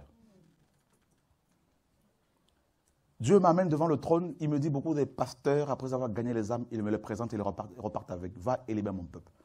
Waouh! Je me suis rendu compte que beaucoup de chrétiens sont esclaves des hommes. On ne veut pas les laisser aller prier ailleurs. Ils ne peuvent pas. S'ils ratent un dimanche, on les appelle aussitôt. Tu étais où? Ils ont des mentors. Ils ont des pères spirituels, des mères spirituelles à qui ils doivent rendre des comptes sur la gestion de leurs affaires. Contrôle, manipulation. Aujourd'hui, beaucoup quand même parmi les enfants de Dieu reconnaissent la divinité du Seigneur et connaissent leur identité. L'assurance. Il faut avoir l'assurance que tu es sauvé, que tu es délivré. Frère, jetez un homme à femme, je vous dis. Mais qui pouvait me libérer de tout ça là, si ce n'est pas Yeshua? Les tentations qu'on a eues, qu'on a là. À chaque fois on dit non, Seigneur, non. Pourquoi? Parce que le Seigneur nous libère. Tous les jours, il nous maintient dans la liberté. Vous savez, la délivrance, là, c'est quoi? Il t'a libéré à la croix. Et il te maintient tous les jours dans la délivrance. Amen. Maintenant, pour rester dans la délivrance, par rapport au péché, par rapport à la loi, par rapport aux démons, par rapport aux hommes, par rapport au système des hommes, il faut marcher dans la présence de Dieu, devant la face du Seigneur. C'est en étant devant Dieu, dans la prière, dans la méditation quotidienne de la parole que tu vas te maintenir dans la délivrance. Parce que les démons rôdent autour de nous. Ils veulent nous ramener à eux. Ils veulent nous attirer de nouveau à eux. Mais il faut rester dans la présence de Dieu.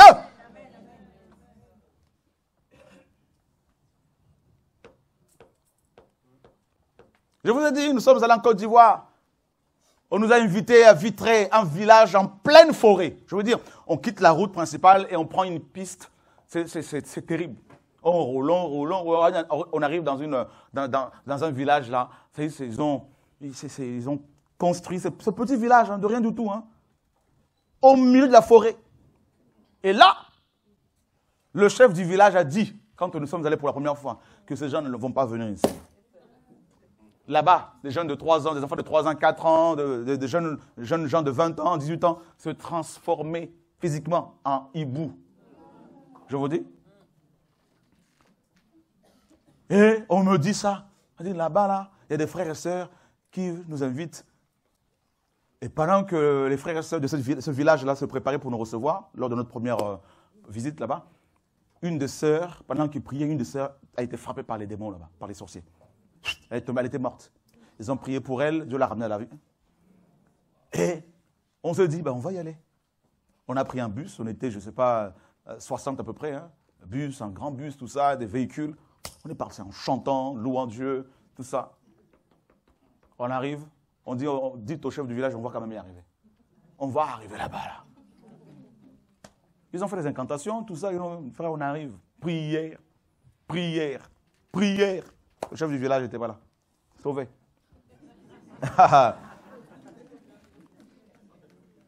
On a loué le Seigneur. Et on a invité les sorciers. Vous avez vu les images, non? Ils sont venus. Délivrance. Un jeune homme de 20 ans vient me voir. Devant tout le monde, il confesse la sorcellerie. Il dit, moi, j'ai épousé la sirène des eaux depuis des années. Elle m'a donné une bague physique. Une bague, par physique. J'ai une bague et tout ça, une alliance, et elle veut que je meure physiquement afin d'aller la rejoindre sous l'eau, dans son royaume, pour que je sois tout le temps avec. Mais je ne veux pas. Mais le jeune homme ne voyait pas vers qui se tourner. On lui a prêché Christ. Délivré. Jésus? Non. On est reparti une autre fois en Côte d'Ivoire. Cette fois-ci, mes amis, le chef du village, il a envoyé un notable. Il était aux hémistiques. Et plusieurs notables étaient venus. Ils ont vu la gloire de Dieu. Non, Dieu, ce jour-là, c'était la démonstration de la puissance. On a amené une petite fille comme ça, là, un bébé de 9 mois qui respirait difficilement. Et tout le monde, même de loin, entendait sa respiration. Elle est née comme ça. Je prie cet enfant-là. Je dis, Seigneur Jésus-Christ, tu as tout accompli. Là. Julien, tu étais là. Aïe, il y a la prière de Yeshua. Jésus, Jésus, il fait les choses exprès. C'est-à-dire, il dit, je dresse une table devant toi en face de tes adversaires. Ce jour-là, il a dit, non, les démons, les sorciers vont voir ma puissance. Les notables étaient assis comme ça, regardez frère, miracle, guérison instantanée. Tant! Les baptêmes, les gens rentraient dans le baptême. Il y avait un lac, c'était au bord d'un lac. Baptême, on les rentrait dans l'eau, ils ressortaient par la langue, prophétie. La gloire de Dieu. On a vécu les actes des apôtres. Jésus! Dis à ton voisin, si tu es chrétien, tu es libéré. Ne cherche plus un prophète. Alléluia. Dis-lui, ne pêche plus volontairement. Alléluia. Dis-lui, n'aie plus peur des démons. N'aie plus peur du noir. Dors dans la présence de Dieu. Car celui qui garde Israël ne dort ni ne sommeille. Alléluia. Alléluia. Oh Seigneur.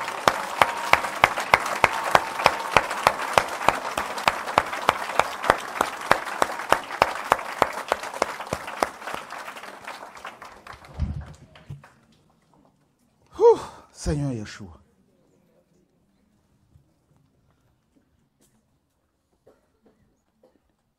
Il est grand. Alors quand il te délivre des hommes, ça crée des scandales, des clashs. C'est ça la délivrance par rapport aux hommes. Parce qu'ils ne veulent pas te lâcher. Donc, même si tu veux être en paix avec eux, ils ne voudront pas. Rechercher la paix avec tous. Et les gens, ils pensent qu'il faut faire la paix avec le diable. Non. Rechercher la paix avec tous. Ailleurs, on a dit avec ceux qui procurent la paix. Amen. Il y a des gens avec lesquels tu ne seras jamais en paix. Parce qu'ils ne sont pas des enfants de la paix. Non, ils ne sont pas des enfants de paix. Ce sont des gens qui amènent le trouble. C'est livré. Il n'y a pas de rapport entre la lumière et les ténèbres. Il y a des gens qui sont tellement dans des sentiments, ils veulent toujours cohabiter avec les ténèbres. Ça ne marchera pas. Plus de sentiments. Paul dit, si quelqu'un se dit frère et qu'il est hypocrite, cupide, idolâtre, il ne faut même pas manger avec. C'est vraiment qu'il a dit. 1 Corinthiens 9. 1 Corinthiens 5, verset 9 là-bas. C'est moi qui l'a dit. On comprend mal la parole.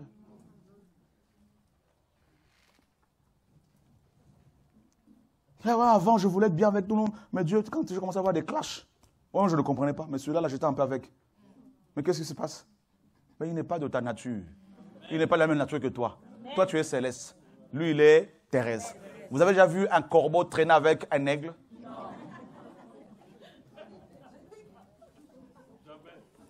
On dit bien qu'ils se ressemblent, ça ressemble. Vrai ou faux? On dit l'assemblée des saints. Et les méchants ne résistent pas. Les méchants ne résistent pas dans l'assemblée des saints. Donc, clash sur clash, c'est normal.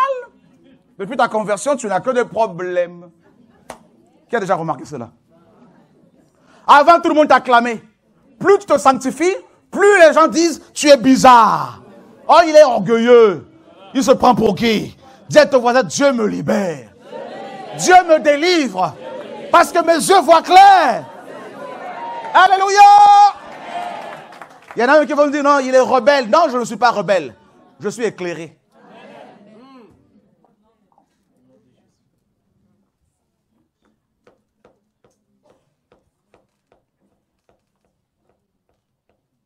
Seigneur Jésus-Christ. Non, il est magnifique. Il est dans la joie parce qu'il libère son peuple. Tout un peuple libéré. Regardez cette assemblée des saints devant le trône du Maître, chantant des chants nouveaux. Waouh, Seigneur. Avant, on était là. On avait la pression.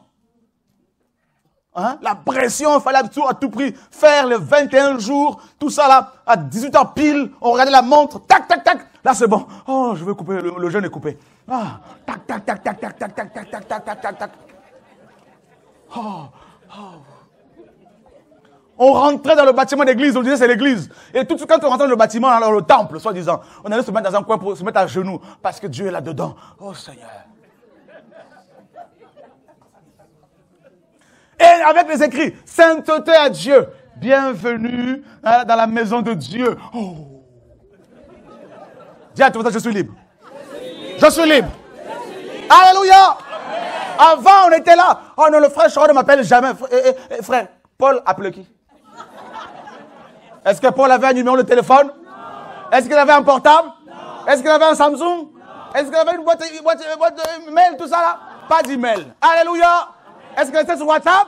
Non. Mais quelqu'un était toujours connecté en permanence. Invoque-moi, Dieu dit, et je t'annoncerai les grandes choses. Des choses que tu ne connais. Quiconque invoquera le nom du Seigneur sera.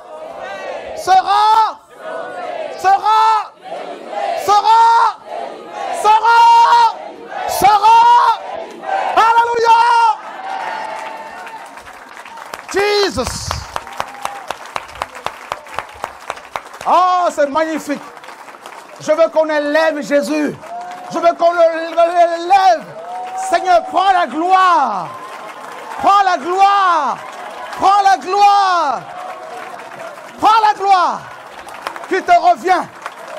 Tu nous as délivrés. Tu nous as délivrés.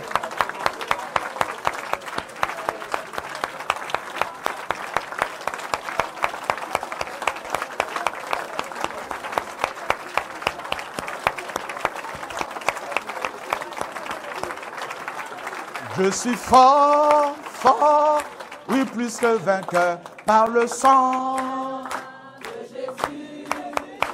Je suis fort, fort, plus que vainqueur par le sang de Jésus, mon sauveur. Veux-tu briser du péché le pouls? La force. Oh! C'est dans ton cœur, tu veux le recevoir. Nous sommes forts, forts, forts, plus que vainqueurs. Oh! Fort, fort, plus que vainqueur. Je suis fort, fort, par le sang, mon sauveur, fort, oh.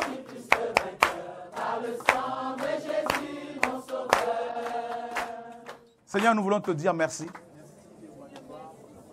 Merci pour tout. Merci pour tout, Seigneur. Merci pour ta grâce, merci pour ta bonté. Merci pour ton amour. Merci pour toutes ces chaînes que tu as brisées.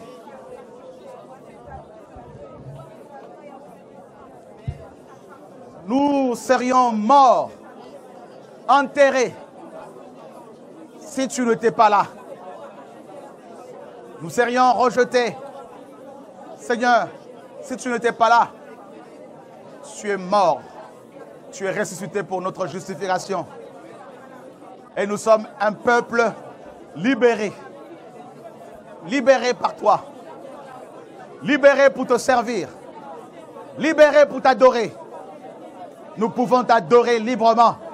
Nous pouvons offrir, Seigneur, nos offrandes librement. Il n'y a plus de contraintes. Il n'y a plus de menaces. Seigneur, merci. Merci parce que ton sang a coulé. Merci parce que ton sang a coulé à la croix.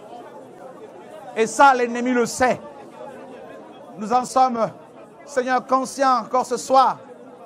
Béni soit ton nom, Seigneur Adonai, Seigneur Elohim, El Shaddai, El Elyon. Yahweh, sois béni. Sois béni, Seigneur. Sois béni. David disait, je me suis écrié, loué soit Yahweh, et je suis délivré de mes ennemis. C'est auprès de toi qu'il y a la rédemption, nous dit Psaume 130. Oh Maître, nous voulons t'offrir encore nos vies. Sois le maître de nos vies. Sois notre maître. Sois notre Dieu. Et dans ce lieu, Seigneur, que tu nous as donné, nous voulons, Seigneur, toujours élever ton nom. Nous voulons nous effacer. Nous ne voulons pas que les hommes s'arrêtent sur nous. C'est toi qui sauves. C'est toi le maître. Oh Dieu.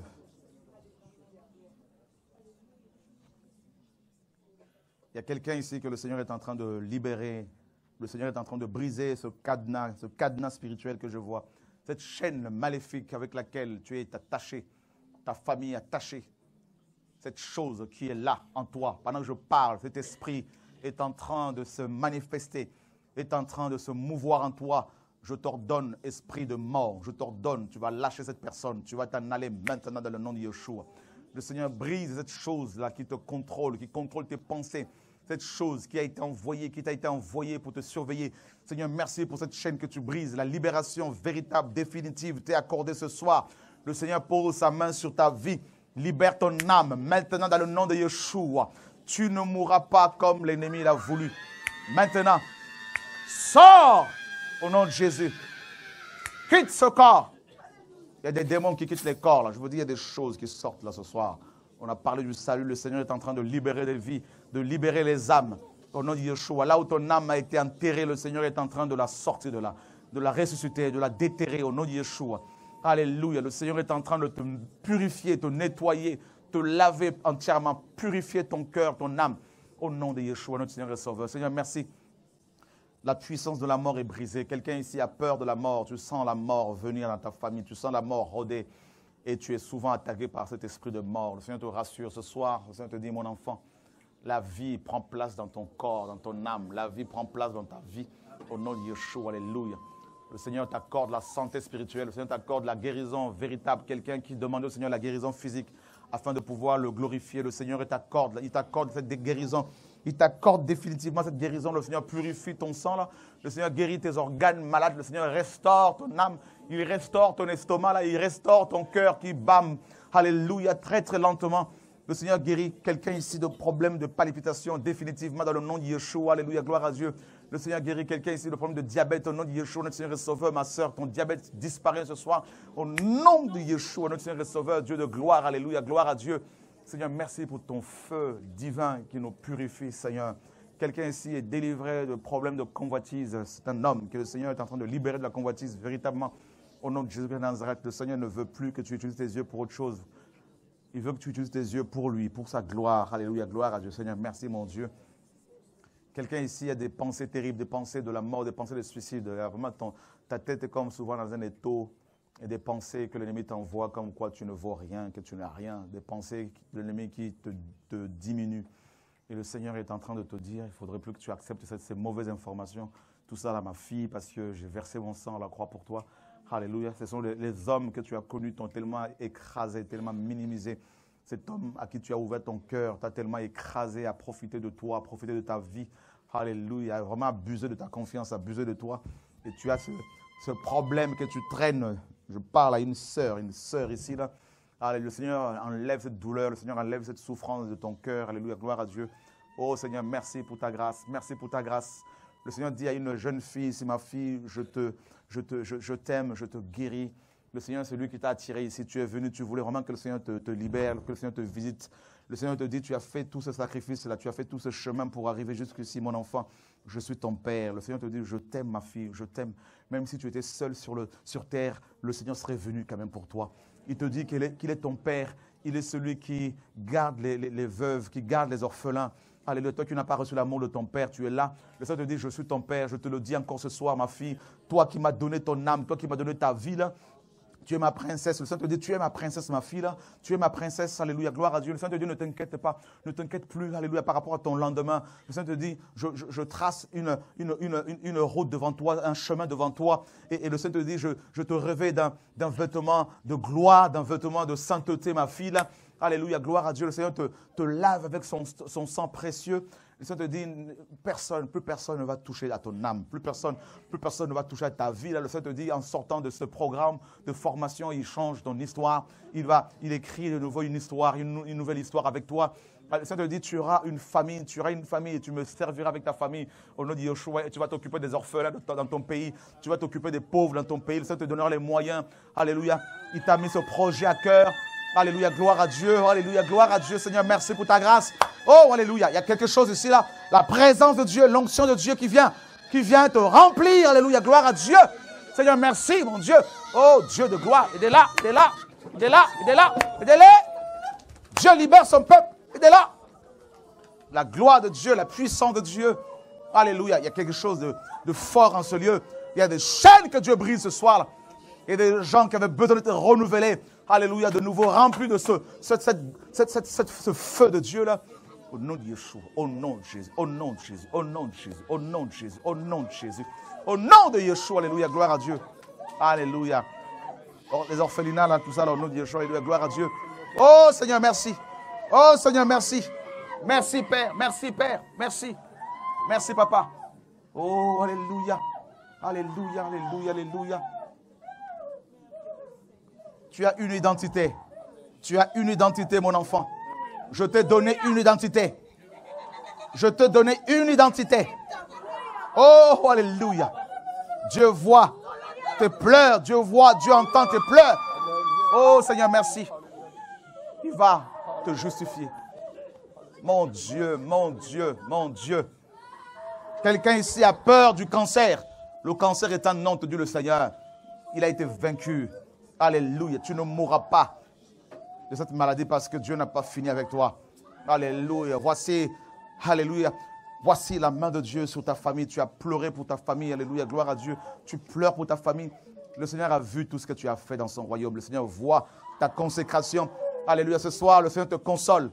Il te dit, ne pleure plus mon enfant, ne pleure plus. Même pour tes enfants, toi femme qui pleure pour tes filles. Alléluia. Alléluia. Le Seigneur veut libérer tes filles là au nom de Yeshua. Mais toi, continue à persévérer là au nom de Jésus-Christ de Nazareth. Continue à persévérer. Alléluia. Gloire à Dieu. Gloire à Dieu. Alléluia. Quelqu'un ici a l'impression que Dieu n'est plus avec lui comme avant. Le Seigneur te dit, non, non, non, je t'ai laissé te mis dans ce désert-là, c'est pour te façonner, pour te former. Je te forme, je te façonne. Et le Seigneur te dit, ne va pas vers les hommes, ne va plus vers les hommes, ne va plus vers les hommes. Viens devant mon trône, ma fille. C'est devant son trône que Dieu te veut. Non, arrête de te focaliser sur les hommes. Va devant Dieu. Dieu n'aime pas cela. Parle-lui. Fais-lui confiance. Fais-lui confiance. Il a commencé une œuvre qu'il veut achever. Mais toi, là, continue à le faire confiance. Sois vrai avec Dieu. Sois vrai avec les hommes. Te dit le Seigneur, sois vrai.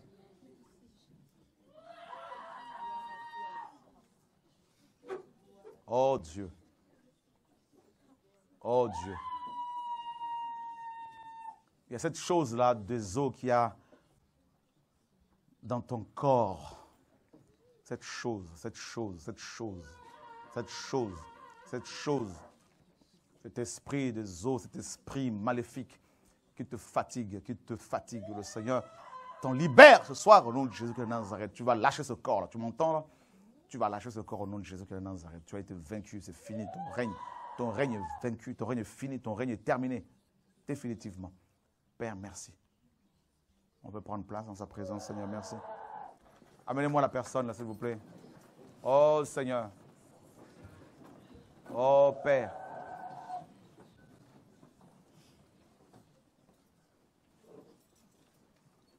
Oui, c'est une école de formation. On peut aussi prier pour les gens. Dieu fait ce qu'il veut. Alléluia.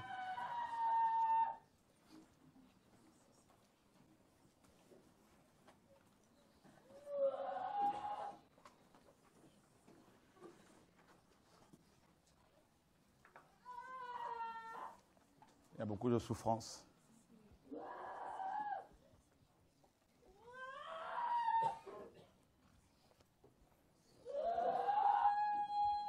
Wow.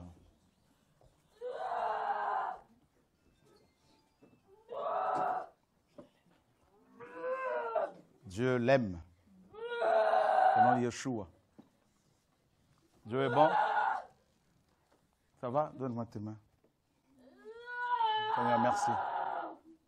Que ma sœur soit libérée au nom de Yeshua. Que la puissance de la sorcellerie soit brisée dans ta famille, dans ta vie. Au nom de Jésus-Christ de Nazareth, alléluia. Gloire à Dieu, Seigneur, merci. Merci, Père. Merci. Voilà, on a fini. Hier, je vous disais qu'on pouvait continuer encore hier soir, mais les frères, à la fin, m'ont dit qu'ils allaient démonter le matériel pour la veillée. Bon, on peut se retrouver sans matériel, il n'y a pas de souci. Et peut-être juste pour prier simplement pour intercéder. Voilà. Donc si ça vous intéresse, on peut se retrouver juste avec des frères et sœurs pour prier, intercéder. Mais sinon, on se revoit vendredi. La veillée commence à 19h. Bon, je pense qu'il faut être là avant, comme vous le savez. Parce que je pense qu'il y aura quand même beaucoup de gens qui vont venir de pas mal d'endroits. Et voilà, la nuit d'action de grâce. On va chanter, on va louer Dieu, on va lui dire merci pour tout ce qu'il a fait, tout ce qu'il fait. Amen. Voilà.